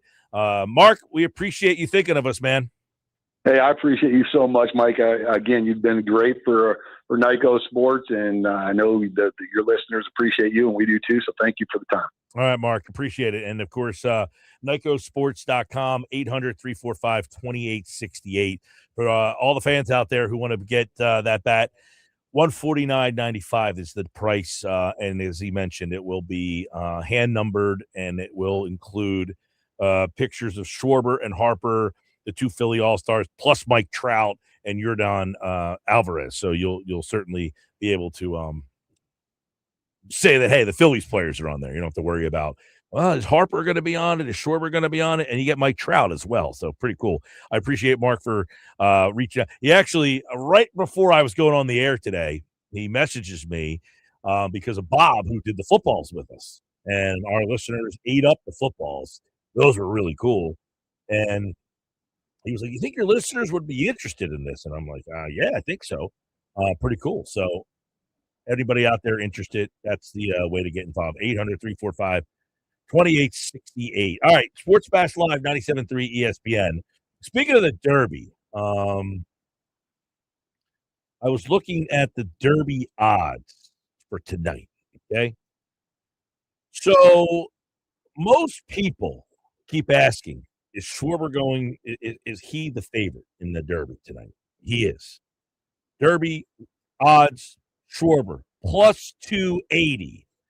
Of the participants, 8 participants, Josh, do you have a favorite? Well, I think part of the reason why those odds have changed since earlier today is because of what Schwarber said on McAfee's show. Which was? He said that the guy who's throwing him for the home run derby is also the guy who throws in BP usually for the Phillies. Mm-hmm. He's and I thought this was a little news. The assistant hitting coach. Right. So, what's his name? Kevin Long always gets ripped. Well, there's an assistant too. Right. There's an assistant to blame too. Why does he still have a job? The assistant. Well, he throws batting practice to Schwarber. But to me, I think Schwarber is earlier today it was plus 310. He's plus 280 now. Right. So now, it went down. That's 30 points. Because of the fact, I think that people try to pick up on that news. The fact that it's not some rando. Who's throwing for Harper? It's the guy from the Dodgers. I forget his name off the top of my head, but the guy from the Dodgers is the guy that threw to Schwarber in the All-Star game. Didn't his dad throw to him one time? He did, but apparently he said his dad doesn't throw anymore. I know the feeling. I know the feeling, Dad. Schwarber's the favorite. Caminero is second. I think Caminero has to be. You mentioned the Austin Cone. He has to be a strong candidate because that dude's a freak. That dude, when he makes contact, those balls go. Oh, he to me would be the favorite. He would be your favorite in a thing like this because he's just up there, free swinging, having a blast. Yeah. Murakami is third. I don't like Murakami in this home run derby at all. I think he'll have a nice showing, but I don't think he's not a guy who's like bombs away kind of hitter. You know what I mean? Jordan Walker is next, plus 700. Walker's a fun guy to have in the home run derby, but I don't think he's anywhere near Caminero in terms of power output. Caglione, the former number 1 overall pick. Caglione is fascinating because Caglione has the kind of swing for a home run derby. The question is, this is, I believe, his first one he's ever done. The last thing I heard. At least at the major league level. No, I mean, apparently at other levels, too. He hasn't done it at other levels either. So I can't verify his high school or Babe Ruth level. I just heard him talking about it this morning on the radio. So I'm assuming that they might know a little more about his past than I do, I would hope. But so, I mean, if he's ever done it before, how does that impact him? Plus 900 for Bryce Harper. Harper's done this before. He's been there, done that. He knows how to pace himself. And remember, it's actually a little bit of an easier derby now. No more timer. It's just you get 20 balls. Let's go. Yeah, home run derby, no timer, no outs. 20 swings followed by 15 swings in round 2 and then the finals. Every swing counts towards the total, whether it results in a home run or not.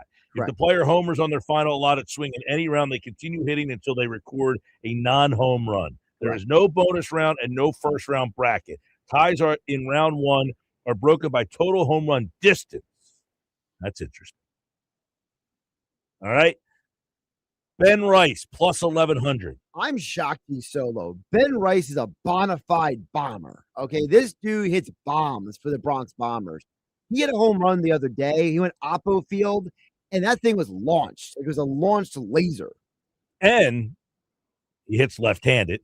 So I don't know that this is like a left-handed haven here, but I think definitely got the left-handed swing, and this is a smaller ballpark. So him and Harper and Schwarber, to me, have a little bit with that lefty swing at Citizens Bank Park.